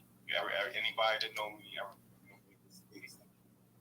trying to keep it, you know what I'm saying, 1 million. But I'm gonna tell you something. The church, anytime I hear anybody that got something to do with the church, I'm suspicious. Because white supremacy gave us the church. You know what I'm saying? And no matter how, attached we may be to that, we can't lose focus of that. You know what I'm saying? I mean, that's one of the 9 major areas of people activity, religion. And all religion is based on is a belief, something that you don't know. When you say you believe something, all you saying is, well, I don't know, but you know what I'm saying? So that's what I feel about Raphael. Now, stand your ground, yeah, that's been a serious issue. And I mean, they done showed us over and over. I mean, even with having the Billion 85 move, you know what I'm saying? They show you what they do, the niggas with guns. You know what I'm saying? I'm not going to say on this platform that I don't know gun, but you know what I'm saying? I do know that there's certain areas that even if you are legal, it don't matter. You know what I'm saying? They're still locked up. They're still messing with you. So all I say to people is get used to using power tools. You know what I'm saying? Hammer, screwdrivers. You know what I'm saying? Sprinklers, all types of shit like that. You know what I'm saying? That shit will still have a Kit Kat. You know what I mean? And I don't know right there. Appreciate you, Brother McCoo, as always. Appreciate you. Let's go ahead and get to Insane. Insane, go ahead and unmute your mic. Hey, what's up, News Toter? What's going on, bro? All right, Kai. Yeah, where's Shepard at, man? Talking about somebody being on a soapbox. You know, before he came into space, he was outside on the corner on his soapbox, man. Give us a break, man. How you doing, Shep? Love it, man. Love it. Break today, brother. Love it. Your numbers and stuff. Yeah, this whole situation with Warnock, man, you know, this is the example of how, religion and politics can become a problem in this new era. You know, someone cited King and Adam Clay Powell. Different era, different type of people, you know, more independent minded. However, what I'm looking at is pretty much what Shepard and the other gentleman just spoke for. I see it as just a satellite office for the Democrat Party. That's how I'm seeing it, and it's, a tremendous amount of money coming through there. Who knows how many organizations are beneficiaries of funds coming out of that church to engage in, getting out the vote. So that's what's going on. That's my perspective on that church and the King generations of families who remember King. They went through a painful thing. I think Queen touched on it with the family, inside of Atlanta. Dexter, I think it was the oldest son, man. He pretty much did some stuff with the money, which while it may have been legal, it certainly, wasn't fair to the other family members. So that left a bad taste in a lot of those people, in a lot of the members' minds, left a stain, so they were really hurt by that. That was a big thing when he made them kind of moves, it was greedy moves that the one, I think it's Dexter, it's two brothers. I think it was Dexter that did that. Don't quote me on that, but dying. Someone spoke about dying. Professor spoke about dying, and I think you're right. They are willing to die for what they stand on, and I think we have kind of like a lot of us, not all of us, but we don't contemplate death. We contemplate death as something that's that is something that's going to happen after a certain amount of years, but within truth and reality, death begins the moment we emerge from the womb.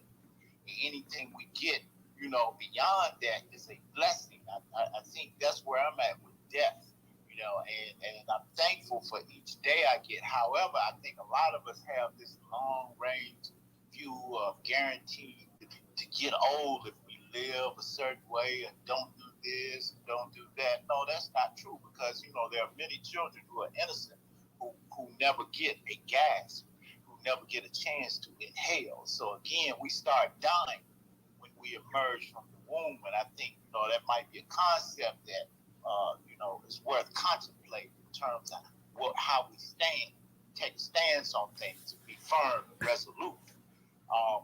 This whole thing with Gabbard, I can't really say too much about her.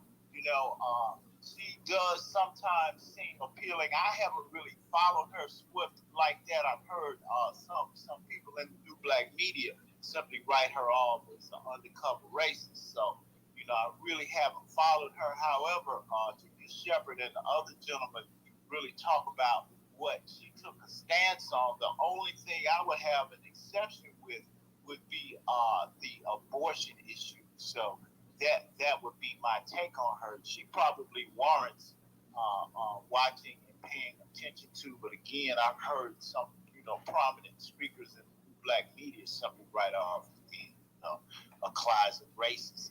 Queen brought up the whole thing about Hillary Clinton trying to smear her as some kind of Russian operative or something. That's all a lie. That right there, I don't believe that none whatsoever. That's just that globalist agenda wanting to have something constantly going with NATO and being in Europe. That's all that is. So those are some of my ideas and what I have to offer on the the young man would stand your ground. I can't really push back on anything that Shepard and the other gentleman said, who was talking about the power tools. I can't really push back on there. There's a lot of uncertainty there. We know that the man was in his home, and this cat came through, and he laid him down. And when it first broke, I think it's about a year and a half. It's about a year, definitely a year, maybe a year and a half when this happened. And when it first broke, they were saying that it was a licensing issue. Wasn't so much, as I recall, I could be wrong, but there was, it wasn't like this man was operating without a license.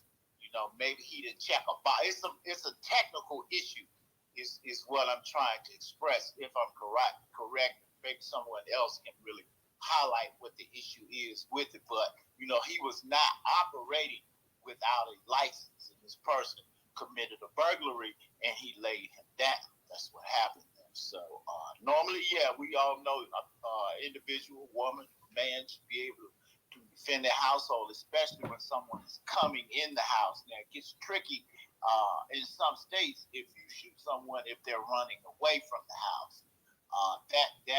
I've seen that not be favorable for anyone. However, if it's a color issue, they might allow this person to stand on their ground. But I've seen a number of cases. I think it came up in the 90s where someone was involved in a shooting and the person was fleeing the home and they gave him a murder charge. But if they coming in your house, normally, you have the right to engage with deadly force. So I'll land my plane with that. Thank you, brother. I appreciate you as always. Always good to hear from you. And I definitely agree with you saying. And you're right. It was this story is supposed to be like from 2020 license issue and about him losing his actual license and everything else. That's what we were talking about earlier. It seems like it's more about they charge him with murder since he no longer has the cultivation license or whatever. So it's just something that we as a people gonna have to like really, really keep our eye on and pay attention to and see exactly what they're trying to do with this situation here. Let me go to Welsing. Welsing, you're next. Go ahead and unmute your mic. Hi, good evening, everyone. How are you? How's everybody? Hey, how you doing? Good. I agree with a lady that was on previous to me with regards to Warnock. What a disrespectful, disgraceful way in which he treated Marcel Dixon. I think Marcel approached him on 2 different occasions, cutting his eye, ignoring him completely, turning his back on him. This is a man who has assumed a position at the Ebenezer Baptist Church, one of beyond high esteem, and that Martin Luther King was love, Martin Luther King was patience, Martin Luther King was forgiveness, and that he could not even give Marcel Dixon not even 10 seconds of his time. Is no surprise to me. I have been saying for the last 10 years that everyone who is like us in this room, who, and I don't want to offend anyone, but I'm going to say it, should stop tithing these churches. Stop tithing to these churches. Stop tithing, taking your hard-earned money. Stop it. They are not doing anything for you. The church is not what it used to be. We need to stop falling for this symbolism, because we see this handsome man in a well-tailored suit with this commanding voice standing behind the pulpit, which Martin Luther King and his father and all great notables have stood by. Stop it. He is a coon. He is the white man's monkey. The church is no longer what it used to be. It used to be the nucleus for our strength, for our togetherness, for the movement. It is no longer that. The church is one big hidden microphone with a direct line to the White House. It is not what it used to be, folks. Get it through your head. Okay? The church is not what it used to be. You have mothers out there, black mothers, struggling to find a way for daycare. The church should be there to be the daycare. You have parents who are struggling to working 2 and 3 jobs, don't have the time to really sit the way they should with their children to go education. The church should be where it's an after-school program for the children. They are not doing what they're supposed to be doing, and everyone, stop tithing to them. Stop it. You heard about that man, I don't know where he was, we had $400,000 worth of jewelry and he got ripped off. How is he able to get $400,000 worth of jewelry and his members of his church, some of them are taking buses and stuff to work, to church. Okay? Stop it. This was not our religion in the first damn place. And I'm going to tell you something about religion. if every one of us agreed to one religion where all of us have to, be a part of this faith, and then we create our own schools, we would not have to worry about the trajectory of our children from second grade to jail anymore. We wouldn't have to worry about this CRT because we're teaching our own children our own history under one religion that we choose. Okay? With regards to Tulsi Gabbard, look, I don't trust her, but for whatever she's worth, God bless her. What I do want to talk about is, and I want everybody to know this, is that Karen Bass, formerly known as Mrs. Jesus Lachunga, okay, she's another one. She does not talk about reparations. She does not even, is not even on her playlist. Yet the governor of the very state is, doing his best. We know it's all politicized, but listen, he's doing something. She has nothing to say about it. And she won't. Okay? I am disgusted with her. I am disgusted with Maxine Waters. I am disgusted with Mark Ridley Thomas, who's been thrown out. He's going to be indicted. They are all, look, under Karen Bass's watch in her district, more Black people have been moved out and displaced in her district alone. This Mrs. Jesus Lachunga. Okay? She doesn't, she makes sure she doesn't push that. But you look her up. She was married to a Mexican American. These people need to go. And we, as people, we cannot be afraid to ask the hard questions. We cannot be afraid to tell people, I'm not voting for her, and they're shocked, because I'm Black and that has nothing to do with it. She's done nothing. And I want to see, for the record, I would love to see Warnock lose just for what he did to Marcel Dixon. I would love the narrative to be that he lost to that McGilla gorilla, Herschel Walker. I would love to see Stacey Abrams, who told us that she's not checking for Black people in Georgia because the percentage of voters there is not compelling enough or whatever. I'm, ad-libbing, but that's basically what she said in a nutshell. I want to see her lose. She's getting punished just for that. These people need to be punished by losing. Okay? Oh my God, the Republicans are going to come in. Black folks have been dealing with far worse. Trump comes back in office. Kemp comes back in office. The head of the KKK could be the president of the United States. Black people will prevail. These people need to be punished. The Black Caucus, or like my boy King Carter says, the Black Carcass, they all need to be called out for and removed. They say nothing. So I read somewhere now that AOC, Miss Latina herself, said nothing. I could be corrected here, but so far she said nothing.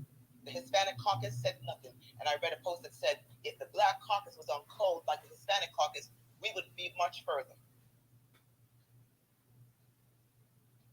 So I land with that. God bless everybody.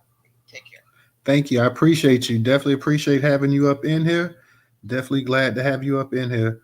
Let's go to our next speaker. Carissa, I know you was up in the speaker part. If you want to come back and speak, sister, just go ahead and request to speak again. I know maybe you might be busy doing something, so if you want to come back later on and speak, that's cool. That's fine. Let's go to Mr. We're gonna go to Mr. Engaging next. Go ahead, Mr. Engaging. Unmute your mic. Yeah, I'll pass. Just the whole thing, I'm just really disappointed with this. Raphael Warnock, especially since I get emails for his campaign all the time, and I shoot back like reparations. So I made a comment, and I'm saying I didn't like how he treated Marcel about it. It kind of rubbed me the wrong way. I'm not really pretty too keen on him. I really don't like what he stands for, honestly. So No problem. Ray, I know you had your hand up for a minute. Go ahead and unmute your mic if you want to add something. Yeah, just real quick. Like I said, I just wanted to just add in a couple things when our brother Shepard was talking. I just want to give him a little bit of pushback because, like that brother always says, the words that he says matters. And one thing that he mentioned was about assault weapons. And I'm not trying to nitpick, but this is how they fool our people. Because I'm an avid gun owner, so is he. So when you say the word assault weapon, what Biden, when he says that, what he's talking about is AR-15s, actual assault weapons, machine guns.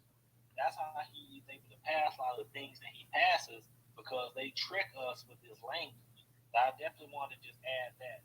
And he talked about that guy, the one that shot up that I forget what not restaurant, but what Buffalo supermarket, top supermarket.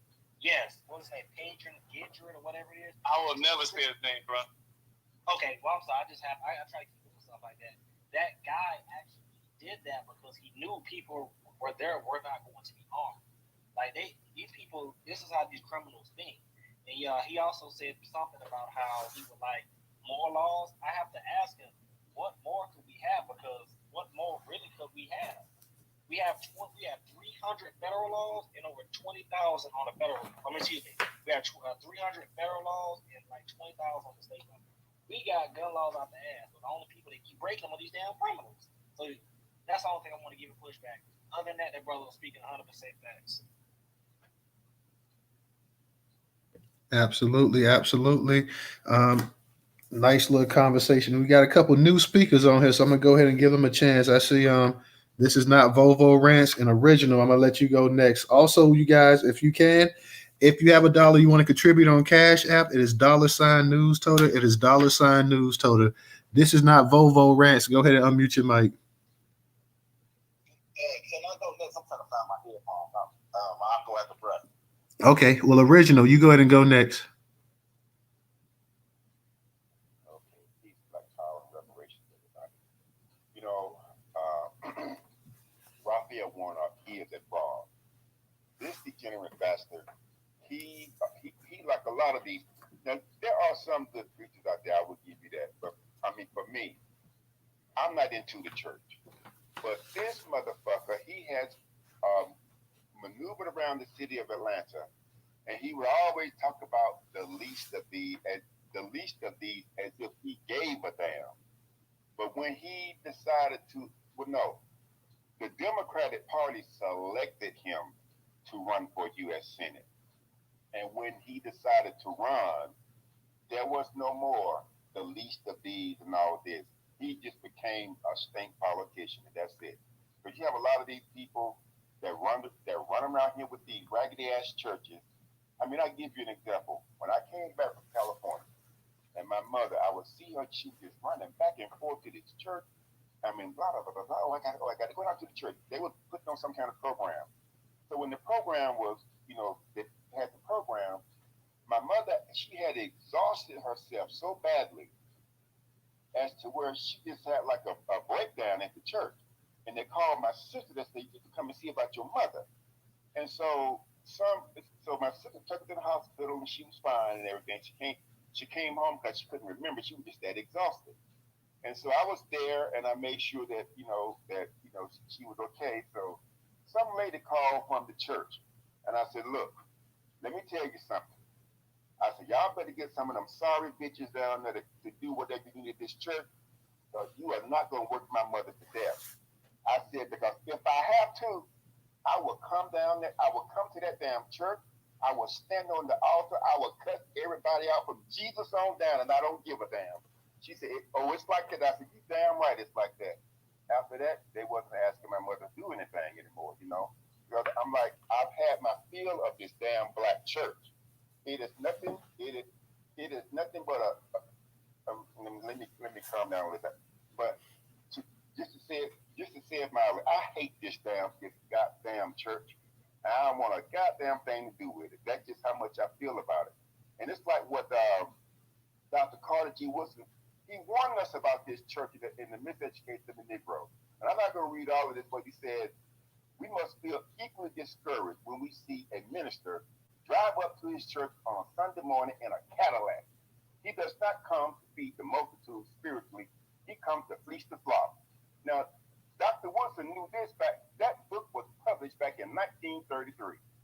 And so you're going to tell me that some of our scholars have warned us about this damn being of iniquity, and you got people still putting out their hope and prayers or whatever they put into this damn church. That is a joke. It's beyond a joke.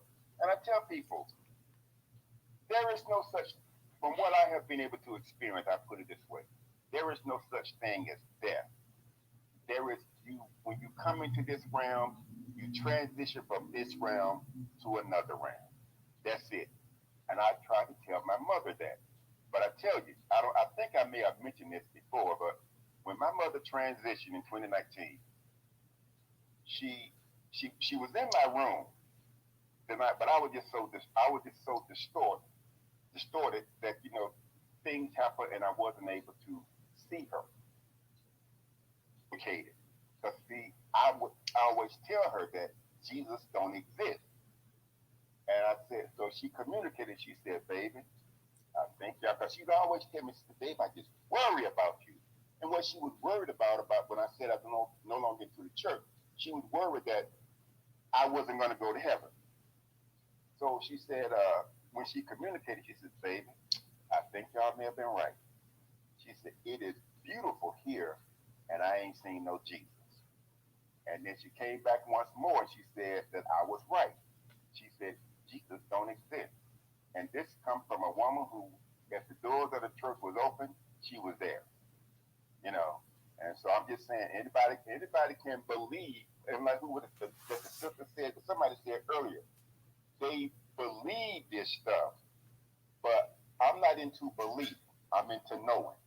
And I know that this is not real. It's nothing. I know that this is not real. And that's all I'll say. But you have a Raphael, because see, he used to run around with all these little punk ass preachers around Atlanta. And they all claim that they want to feed the needy and clothe the hungry. I mean, clothe the naked and this, that, and whatever. But no, these people, these preachers, they are a fraud. I'm telling you, they are, especially ones here in Atlanta. These are some of the biggest pimps out there. And I don't care who is listening, you can run back and tell them that I said it. Like I told the people at my mother's church, I would come there and stand on your altar and cuss you, Jesus, and your God out at the same time, because I really don't give a good goddamn about this fucked up church. And I'll land with that because I'm trying to get a little hype on my head to come back again. But just remember, people, Dr. Woodson told us about this church back in 1933. He saw what a fake it was and how it really wasn't doing anything for people. So just remember that, and you'll be all right. And I'll land. As always, I appreciate your original. I knew you were going to go in, especially with Warnock and whatnot. I heard you walking down there in Georgia. I knew when you came in and you got on the mic, he was going to go off. So I appreciate hearing your honesty and your opinion as always. Let's go ahead. We got Volvo. Go ahead and unmute your mic, bro. Yeah, I just want to get some context. The stand your ground hashtag, was that just like a stand your ground? Like I came a little bit later. I apologize. I just wanted to touch on that. That's why I hopped on stage. Well, no, you had a brother over in Oklahoma. It was a story that we was reading and whatnot. It's a story with his brother that's in Oklahoma. He was legalized growing marijuana. He ended up losing his license because he didn't have the money, I guess, for the upgrades or whatever. And this is around 2020, I believe he lost his license. So you had a white cat that came into the actual growing shop and trying to rob him. He shot through the door, killed him. He's trying to use the defense of stand your ground. And now he's been charged with murder, basically because they say that his license was no longer valid. So he's been charged with that he's been charged for murder because they talk about his license is no longer valid. And he's also been charged for not having a cultivation fee, along with a couple other charges. Oh wow! So they trying to say that because his license wasn't valid, he couldn't defend his life. I mean, if somebody coming to rob you, that's defending your life. Is that what they saying? That's from my understanding when we read the article. Exactly. That's the nonsense that it was saying. It was saying. Hold on a second. Because of his, and this is towards the end of the actual article, it says because of his expired marijuana cultivation permit, Bratcher was charged with murder. So, like I said, I've never heard anything more ridiculous than that in my life. Well, I just want to say I ain't gonna be too long because I know I came late and some people was in front of me. Hey, black people, I don't give a fuck what they say. We got a God-given right to defend our life from anything. It's not the police job to defend your life. It's not your neighbor's job. It's not your brother's job. It's not your mama's job. It's not your daddy's job. It's your job to defend your one and only life. I don't give a fuck if I didn't have a license. I don't care if I was selling drugs illegally. If I was selling hard drugs. If you come to rob me, you threatening my life. Like I'm gonna I'm gonna defend my life. What, I'm supposed to let you kill me? So let me say this. I preach. I'm against guns. I believe that human beings should not have guns, but guns are here. So I always say, keep a gun. I don't care. Keep a gun. That's the ultimate equalizer. If somebody bigger than you and you got a gun, if somebody coming to harm you and you got a gun, you can defend yourself. Keep a gun. Guns is here. The bad guys got guns. You won't get any arguments from me on that either. Self-preservation is always a number one rule. I mean, you got to go ahead and you got to defend your life. So you'll get no arguments from me on that. And like I say, it to me is BS anyway. So you're saying that because the brother didn't have a permit, that now it's murder. So I mean, if he had a permit, it would have been okay, basically. That just complete. If he was white? What if he was white? They said that they said that what Trayvon Martin got killed. This guy was following him. Yeah, he said that was justified. Yeah, real talk. This dude, not only did he follow him, but George Zimmerman, when the actual dispatcher told him to stay where he was at, he went ahead, he ignored that. He racially profiled this teenage boy. After racially profiled him, he stalked him, and then he went ahead and he confronted him. And then I'm pretty sure this dumbass was the first one to throw the first punch anyways. Of course, they're not going to say that.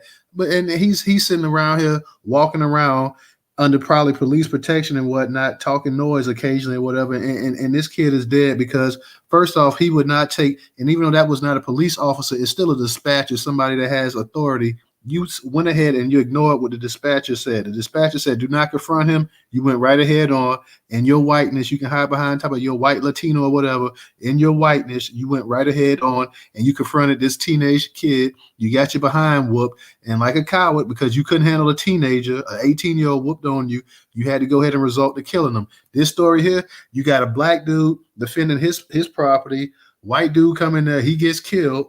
And now it's the end of the world. Had it been reversed, you wouldn't even heard about the story. You'd heard about it, and this dude would have been, oh yeah, well, he may have had to pay a little fee for not having his cultivation permit or whatever, but he wasn't gonna do no real time in jail, period.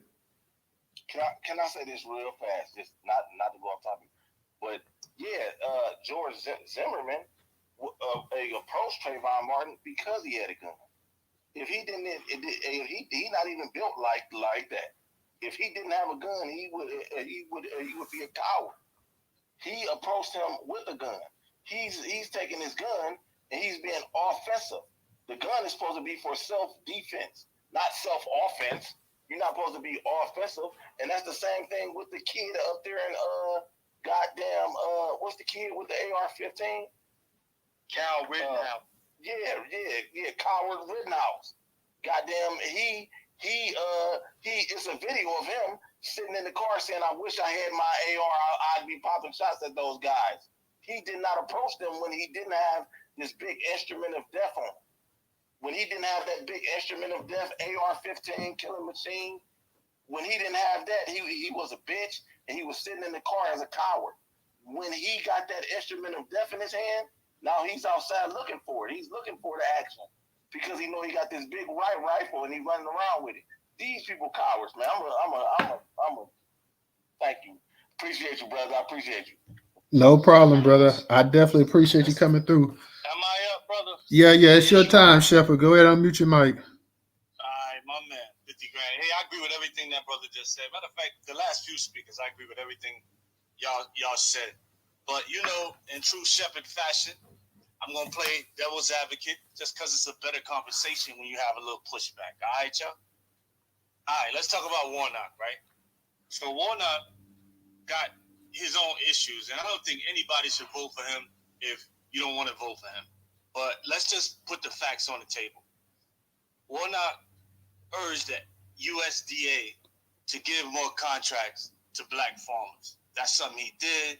It was him, Warren, Booker, all went hard at the USDA for taking money out of black farmers' pockets. Now, if Brother Marcel had researched Warnock a little more, this is one of Marcel's issues. Marcel was standing next to a guy running for agriculture in South Carolina, and Warnock is on Marcel's side and black farmers' side. So you could be anti somebody for one thing and not even realize that they on your side for something else. And that's the funny business about politics. So you can go look it up. Warren, Booker, Warnock to the USDA. We want you to address the discrimination of about black farmers. So that's one thing. That's a fact, right? Because I don't come up here and say nothing that y'all can't Google. Another fact, Warnock passed in his 2 years in office, he passed a proposal as a senator, and it's hard to get a bill passed in the Senate to limit seniors' drug costs and to cap insulin costs, right? That passed. That's a bill now. That lowered black seniors on prescription drugs, and you know black people is on insulin. We got a lot of issues when it comes to diabetes and other issues that affect us primarily. So this bill that he passed helped not only black Georgians, but it helped black people around the whole nation with their insulin and drug costs. And that's his bill. He's the sponsor. He got it passed through Congress. He got it passed through the Senate, and it's his shit. So that's another thing that he did to help black community. That's just two things I'm going to name because the space is too long. I'm playing devil advocate on purpose. I don't really give a fuck about Warnock. What I do give a fuck about is black power. And if I have to pick the lesser of the two evils based on these two bills I just passed and based on Herschel Walker's CTE issues, Herschel Walker's basically being led like a puppy with his nose by white supremacists, then I gotta pick Raphael Warnock. I'm not gonna pick no dude who ain't got brain cells diverse and is slurring words over somebody else who's passed a senior's drug and insulin cap cost and has fought the USDA for black farmers. And that's Marcel's issue. So, like, we can't be double-faced and not mention Herschel Walker. Now, Herschel Walker is funded, since we're talking about churches, by white supremacist churches who only care about white nationalism and Christian nationalism. If you look at his campaign finance report, you're going to see all these white Christian nationalist churches that promote race separation and promote basically the death of black people nationwide.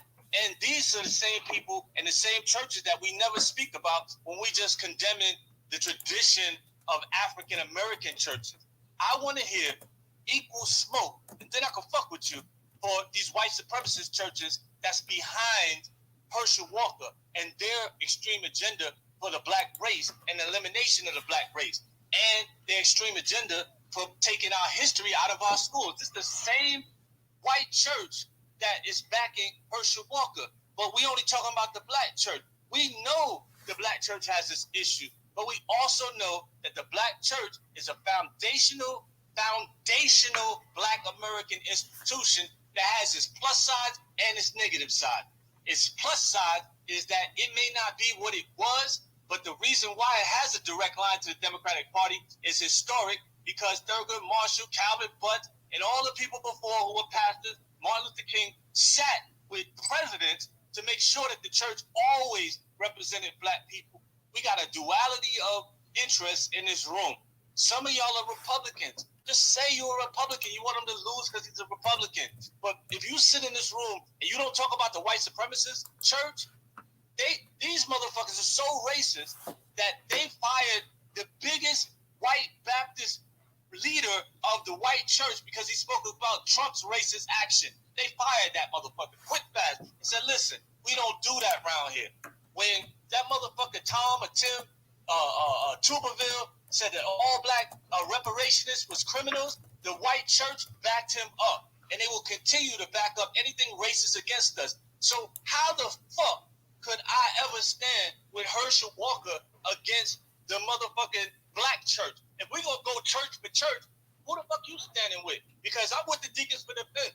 There's some fucked up shit with the church, but you can't lump every single church into one category. I know churches that are actually out in the community and they're doing things. And then I know churches that are like getting money, like Father Divine and Daddy Grace, to the brothers Woodson's point. That's who he was talking about if you want to know more of the story. Them pastors, Father Divine, Big Daddy Grace, they thought they was God in person, and they created cults behind that black church. And they are also, through the AME church, the first pastors that ever put us up on buying real estate in the community and apartment buildings. So it's good and bad even with the hustlers, because we all know right now, if you go to the black community, the only thing black people own right now that's 100 years old is the property that churches own. So we wouldn't even have that without the black church.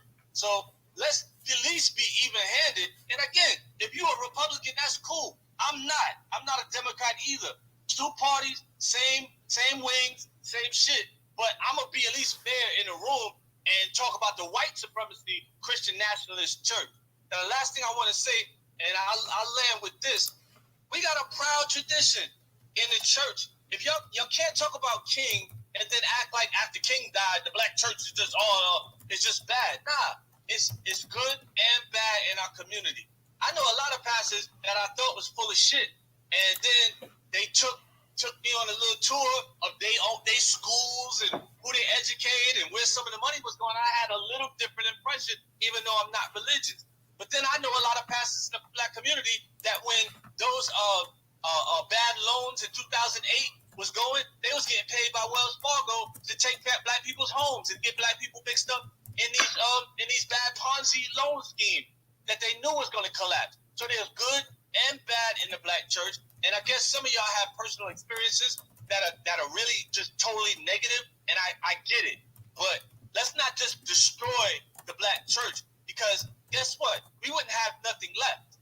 Like, if we didn't have the black church, what do we got? We don't have any other bigger movement in the black community at this point than the Divine Nine, as much as I don't really fuck with them, and the black church, and Morehouse graduates, Harvard, all the whole thing that swirls around the black church, all these HBCUs and divinity and shit, that's all around the black church. So black churches have some fucked up shit, but at the same time, let's not just destroy our black churches and everything they've ever done in our communities that was positive as well. That's all.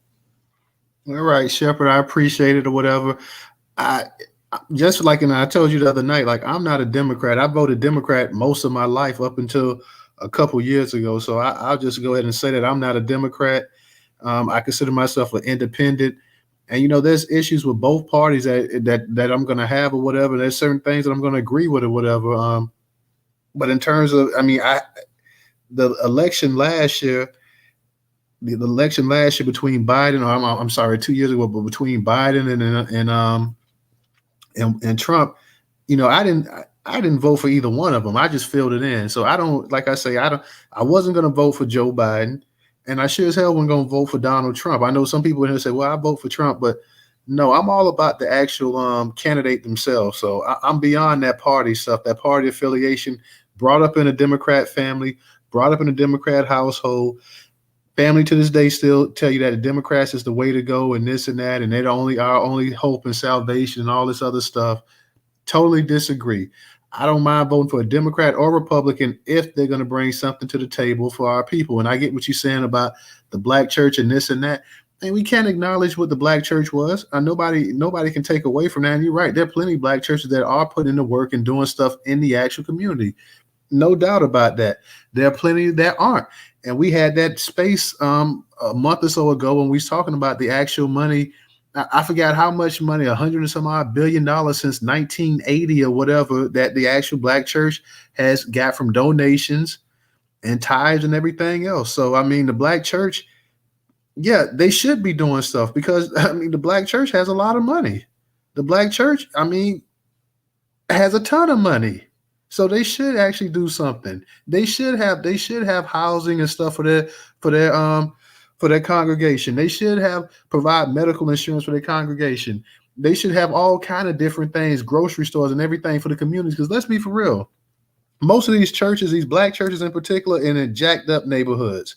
You have a 2-story church with 4,000-5,000 members and stuff in the community, and the community is drug infested.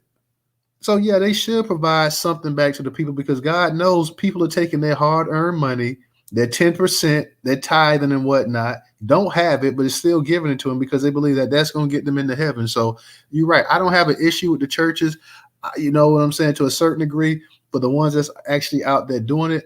My issue, and I told you that before, that I know Warnock, like any other preacher, is brought in by the church.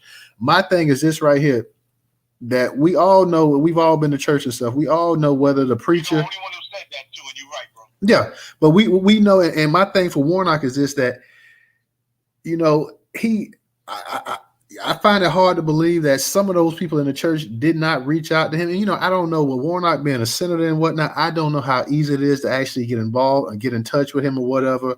I don't know how often he's in church or this and that.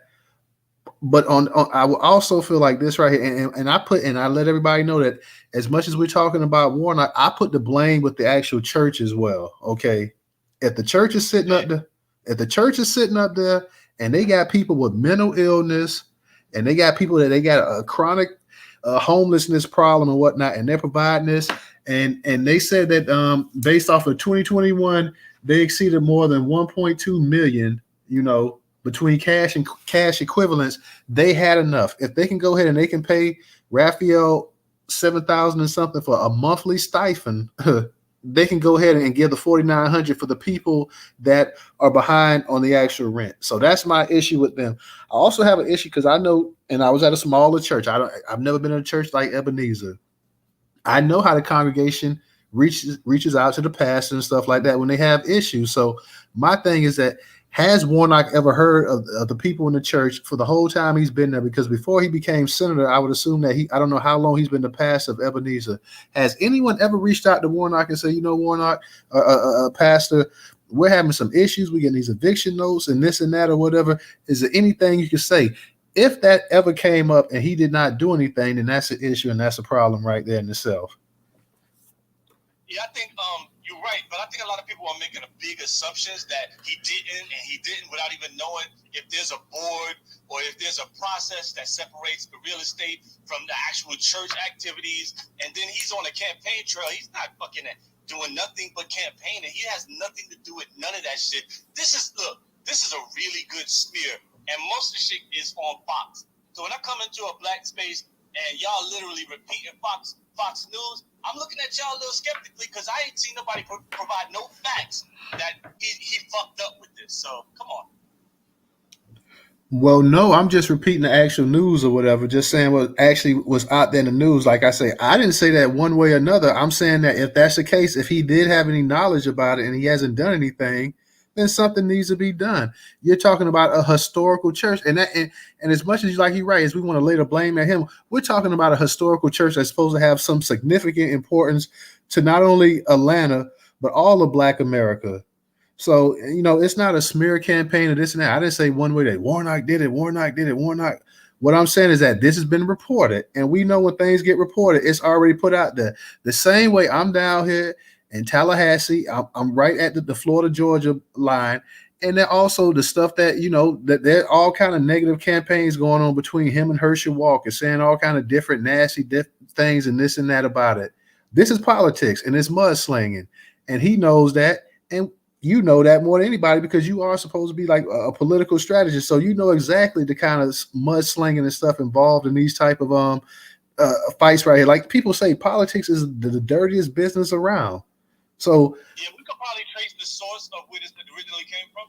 Yeah, but it's Fox News generated. I think this came from the Free Beacon right here. You know, so like I said, Fox News generated. Okay. Shit, Free Beacon, Fox, all the time. Okay, and that's my thing too. Is that, I mean, like I say, I know you're saying that you're not in Fox News. I mean, I'm sure, like, because you type that play devil advocate, so I'm sure that you agree with some of the things Fox News says as well too. Sometimes, right? On 2A, that's about it. Okay, So I just want to go ahead and I just see you kind of had a little bit of heat for the people in the space or whatever, because I mean I know you say you're not a Democrat, but I don't know, bro. You pretty much call everybody in here Republican, but I mean at the same nod, you could also get that Democrat nod as well too. I said if you are a Republican, just say you're a Republican. If I walk into space and I'm trying to take temperature to space and everybody repeating Fox News and everybody just talking about Warnock and everybody just talking about the black church, I'm looking at y'all skeptically. Hell yeah. If some people would have came up and as independents, like the sister did, says, well, I don't know about this. I'm looking at her like, okay, she's a real independent. And she says she didn't know about it because it came from Fox News a few days before the election. Okay, but here's the thing, though. In the space, we talked about two. Hold on 1 second. Hold on 1 second, Mr. Gay.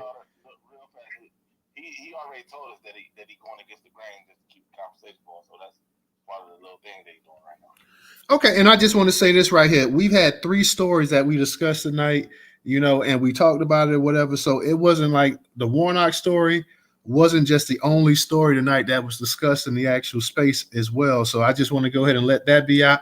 And like I said, I laid the blame. Yeah, I know what I'm saying. I laid the blame at the actual Ebenezer Baptist Church and Warnock if he knows about it. Now, if he doesn't know about it or whatever, that's one thing. But if he knew about it, then, hey, it is what it is. Let me go ahead and get to Insane, Professor, Mr. Engaging, Original. Go ahead, and you guys, we're gonna go ahead and try to keep the conversation a little bit light. Let's keep it at 2 minutes.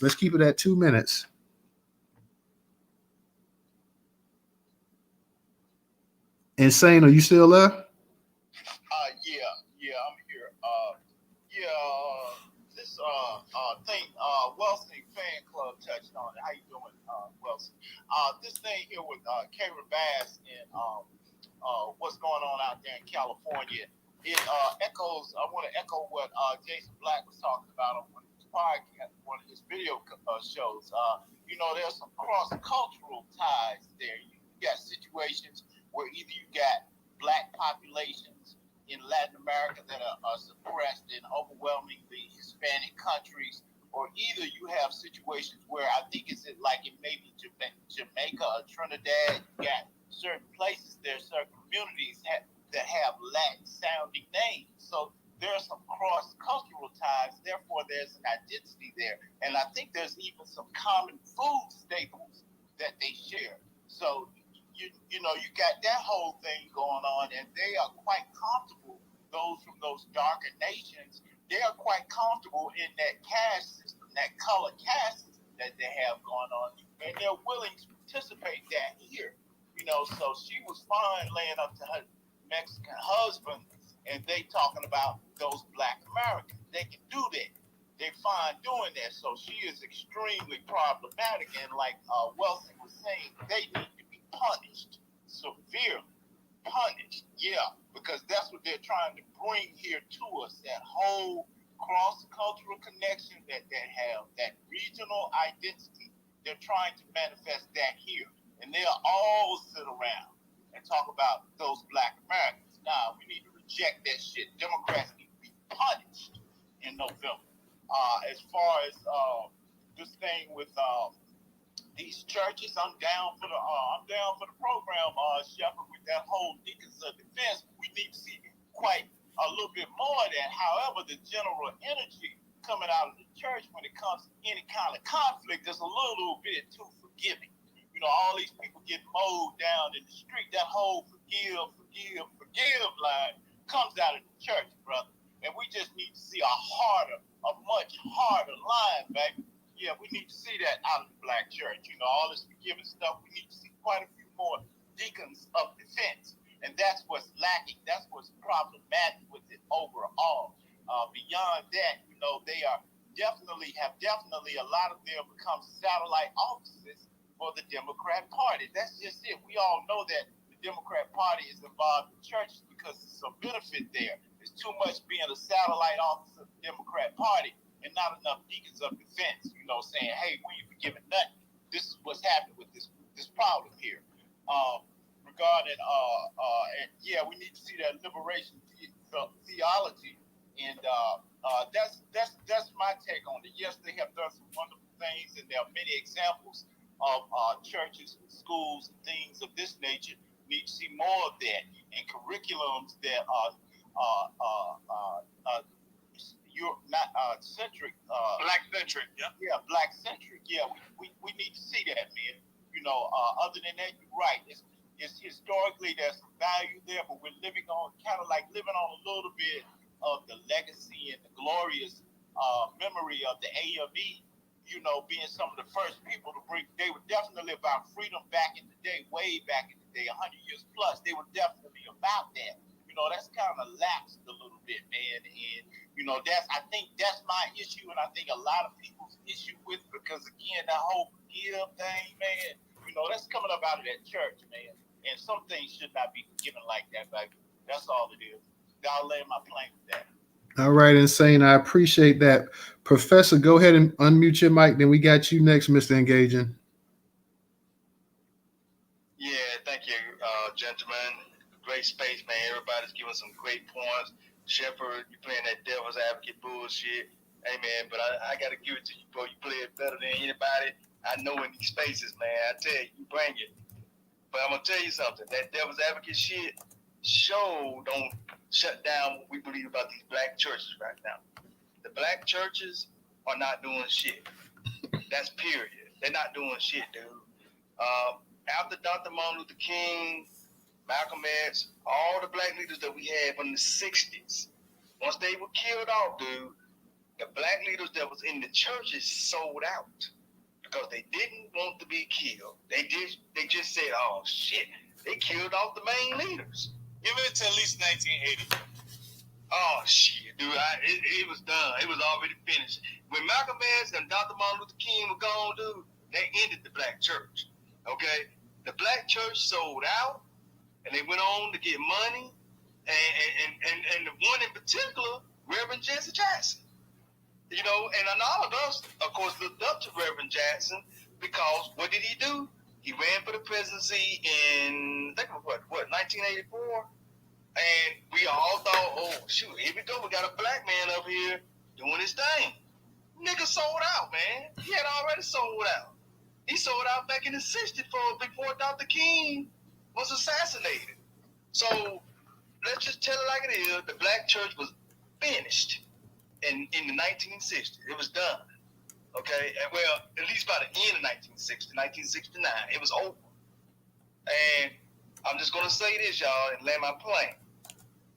The black leaders in the churches, the ones that's up there in our representative positions or senator position, have all sold us out.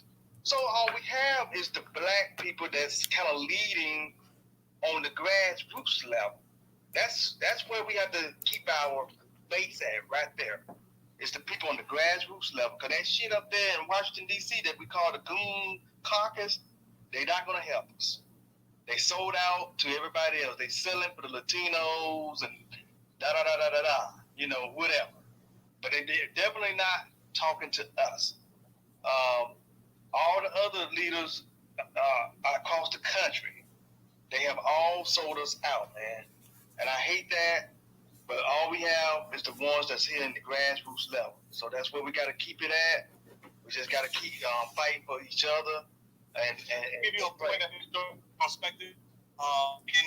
In 1970s, wait. Nation Time happened, and this was one second, Shepard. We're gonna get to you. You coming up, so we're gonna get to Mr. Engaging the original. I know you want to add on, but we're gonna get to you. That's just because the space gonna be ending soon, so we're trying to get it around. That's why I tell everybody to kind of keep it short as much as possible.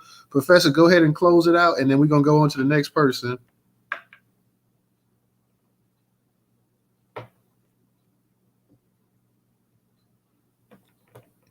Shit, I'd have been done already. You there, Professor? I'm not sure if we lost Professor or not. I was saying, Shepard, you was 100 on a lot of the issues tonight, man. I just want to say, in regards to the black church, though, I think it ended in 1969, man, after our leaders were killed, man. And that did us in right there. May I just respond real quick to that? That's gonna be your spot if you go then. Oh hell no, I'll wait. Yeah, Mr. Engaging, go ahead and unmute your mic. Shep real quick. I looked up in a jumbotron in the house with them. This is in my own community. I had a guy who doesn't do shit for our community when it regards to black people, but he ran on influence to get black people to get those votes. He used all those things.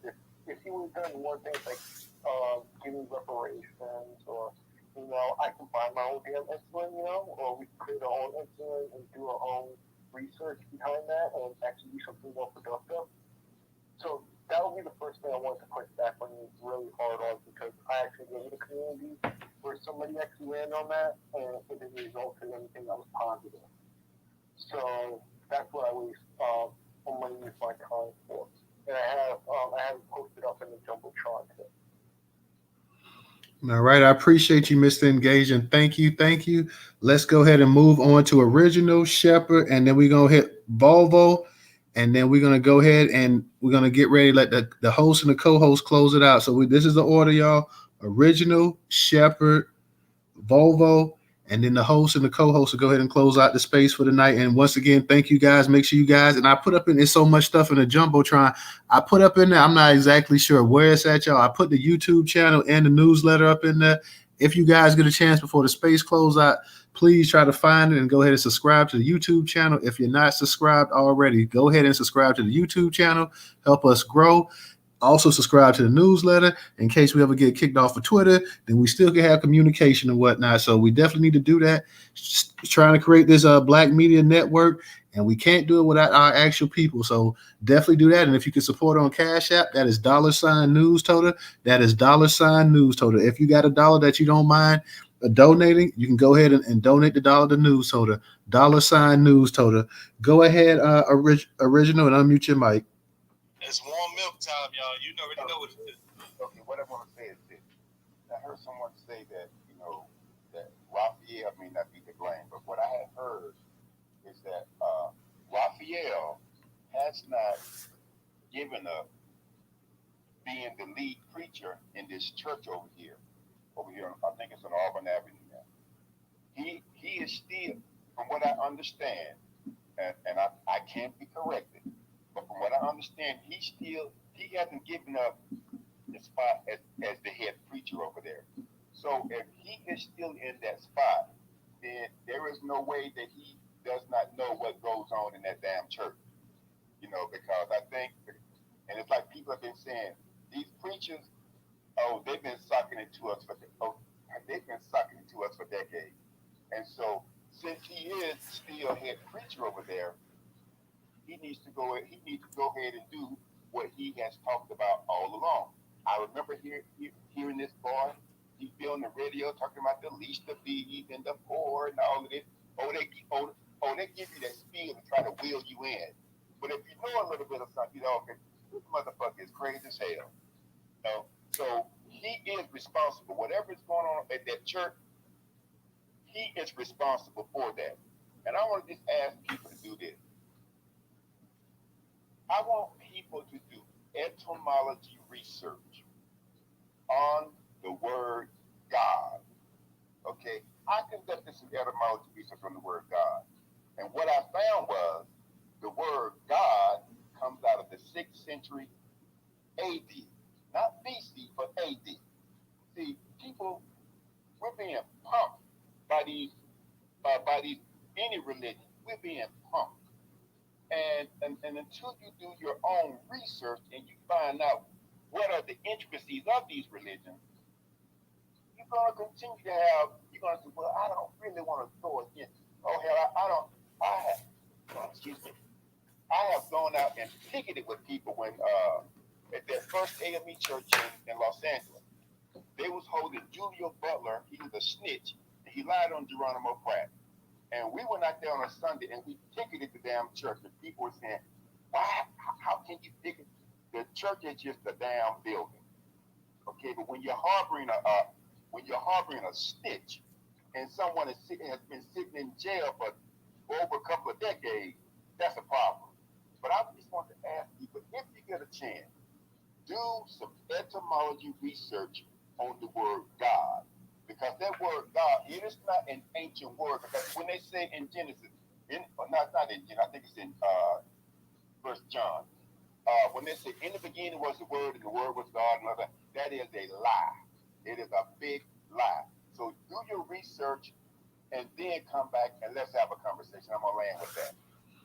All right. And I also want to give a shout out to Miss Valerie for your contribution on Cash App. Thank you, Valerie. It is greatly appreciated. Let's go ahead, and we got my man Shepard up here now. Shepard, let's go ahead and unmute your mic.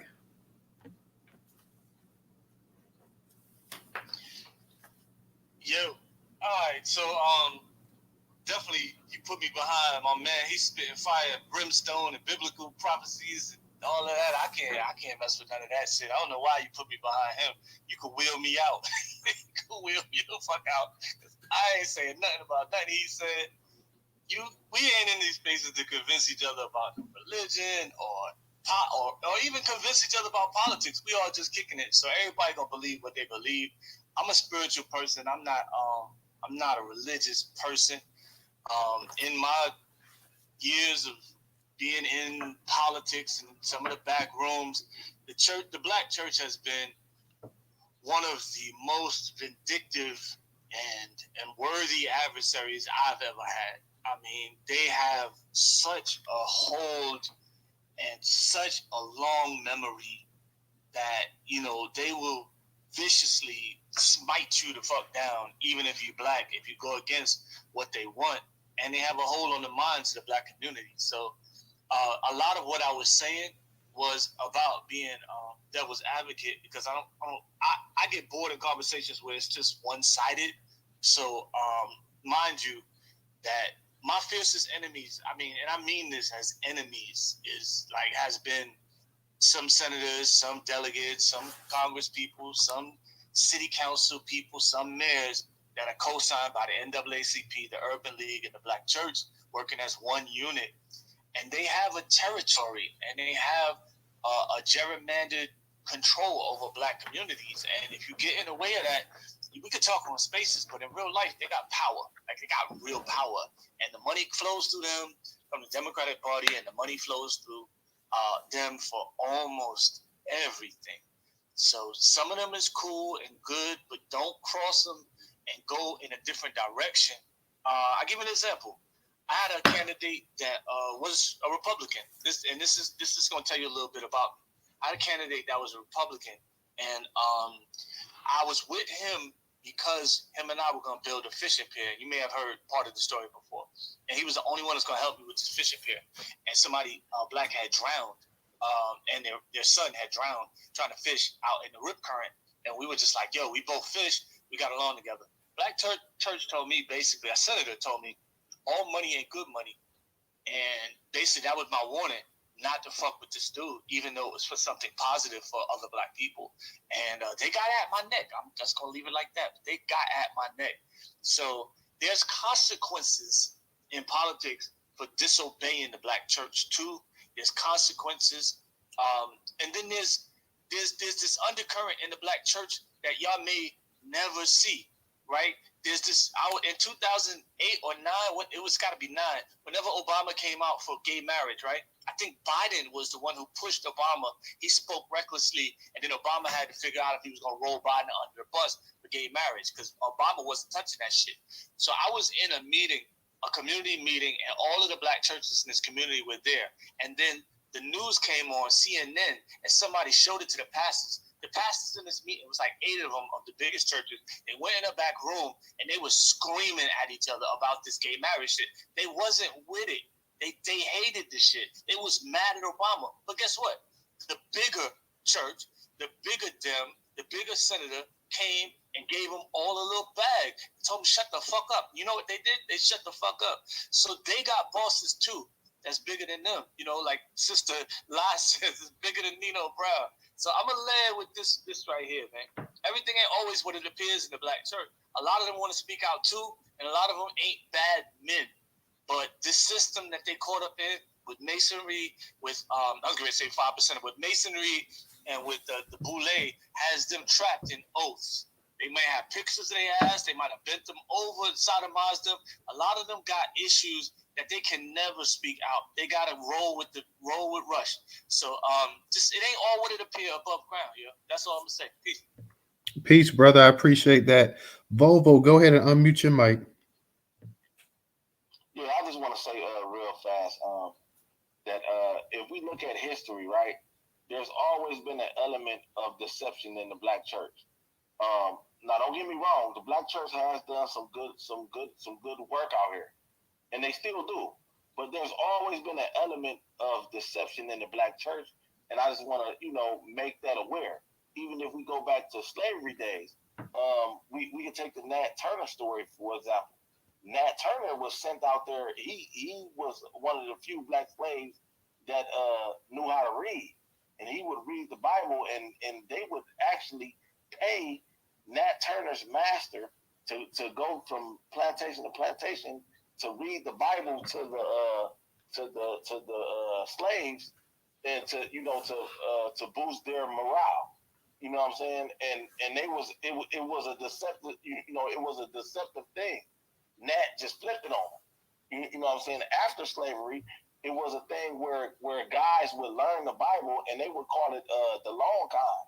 They would learn the Bible and then open up a church and just live good off the donation of the church.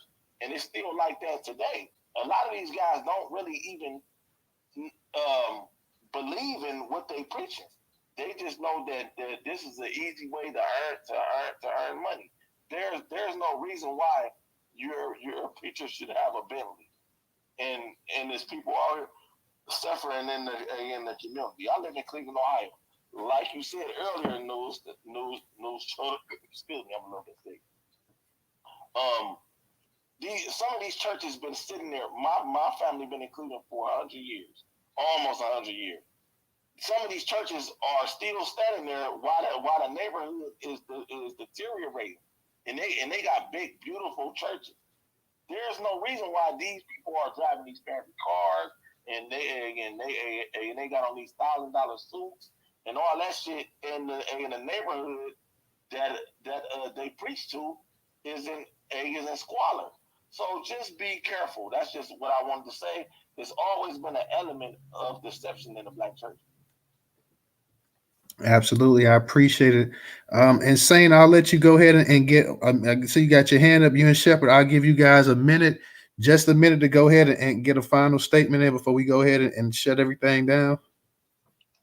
Thank you so much. That was wonderful what that brother just said, and it is important to highlight the duplicitous nature of the church across the board.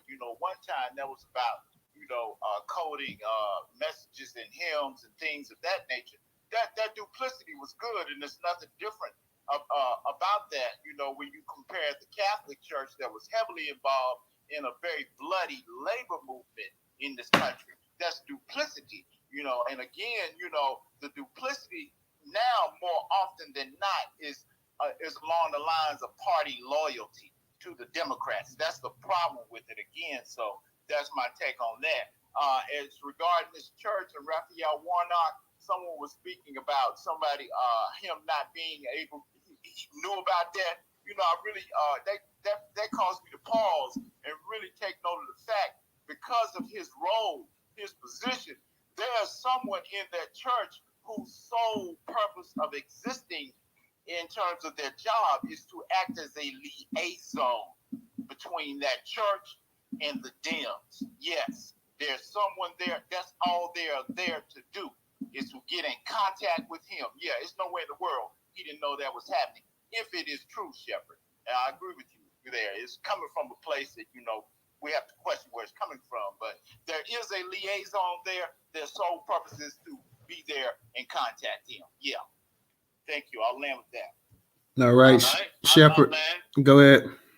So in 1974, 73, 74, 15,000 to 25,000 blacks came from all over America to go and form a black party, a black political party that was going to be our answer to the Democratic Party. We were ready to delineate from the Democratic Party about 7 years after King, and we just wanted something different, and we wanted to leverage our vote.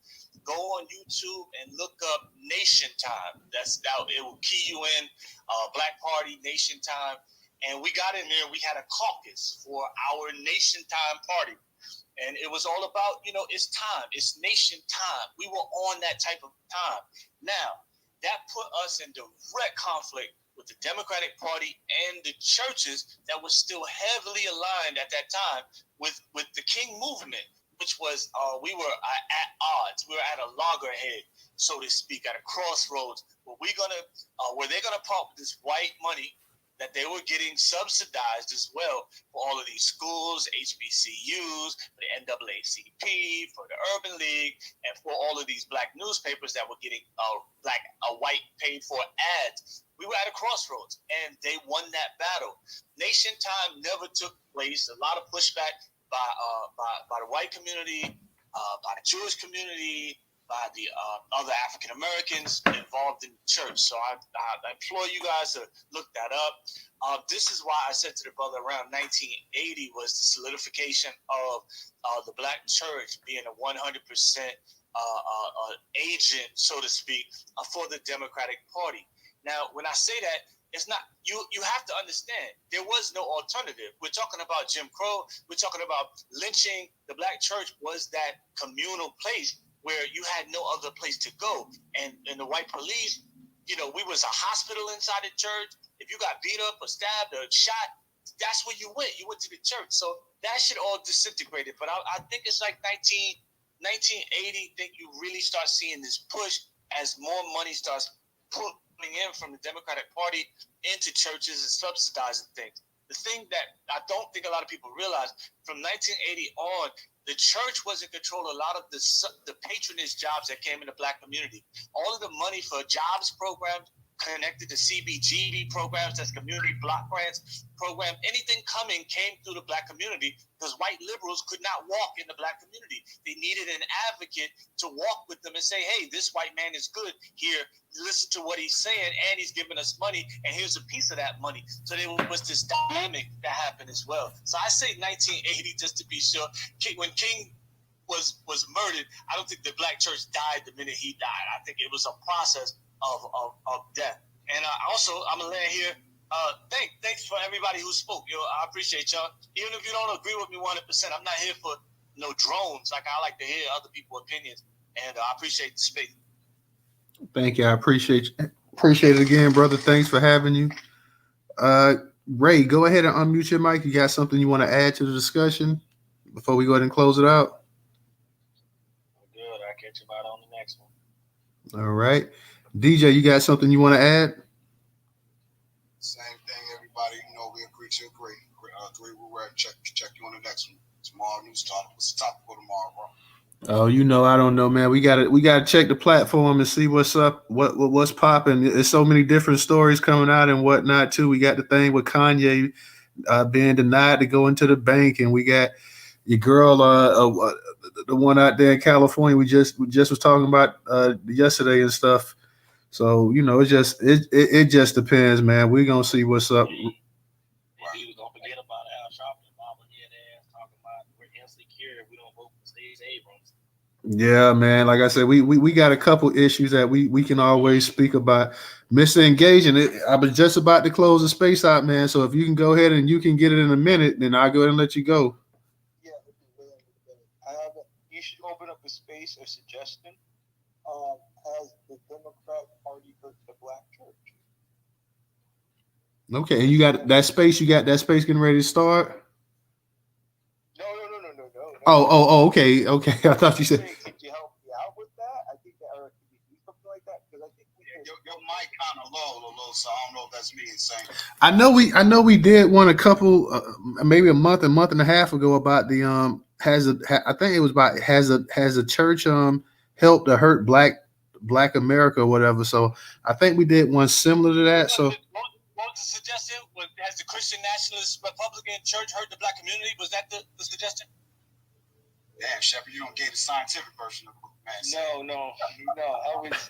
I was just saying that just in general, in the guy's term, has the Democrat Party hurt the black community through their churches or weaponize the church, like do their political acts, like where they do political. That's all. Like I say, that's something we can definitely look into. I know, like I said, we had one similar, But it wasn't quite like what you said, Mr. Engaging. It was and like I got to look at that title. I know it was something about has a black church helped to hurt the black community or whatever. And that was maybe about a month and a half ago. If it was, it might not have been that long. We do so many spaces during the week now. You know, it's kind of some of these topics are just running together and whatnot. So definitely want to have something that's, you know, try to have an interesting space or whatever. So not entirely sure, guys. We will definitely check it out and see what's up for tomorrow.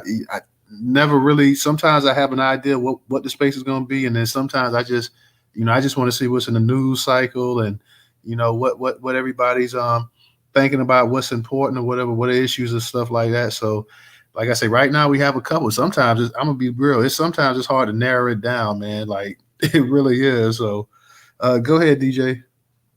Yeah, just to close out on this weed thing again. This is why I said yesterday, it ain't even worth trying to get in this weed game. You have a better chance of doing like a smoke shop and just selling paraphernalia or smoking type products.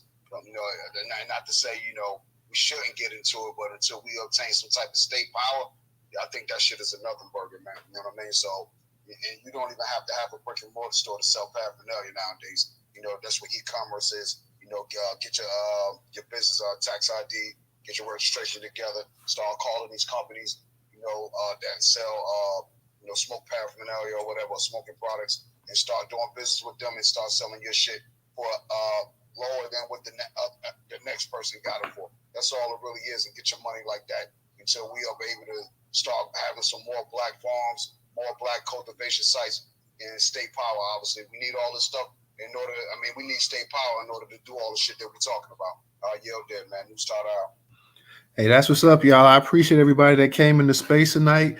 We will definitely be back tomorrow night. If you guys are, if you don't know, and this is the first time in the space, you can always catch News Total Space 8 p.m. Eastern Standard Time, Monday through Thursday. That is 8 p.m. Eastern Standard Time, Monday through Thursday. I appreciate all you guys that came in here, all the sisters that came in here and spoke as well too. So we'll have something interesting to speak about tomorrow. Just go ahead and make sure y'all click on those notifications. Check us out. If you can't make it to the actual space, you know it's going to be recorded. So until then, everybody have a good one, and we'll see you guys tomorrow night. Peace out. Peace out.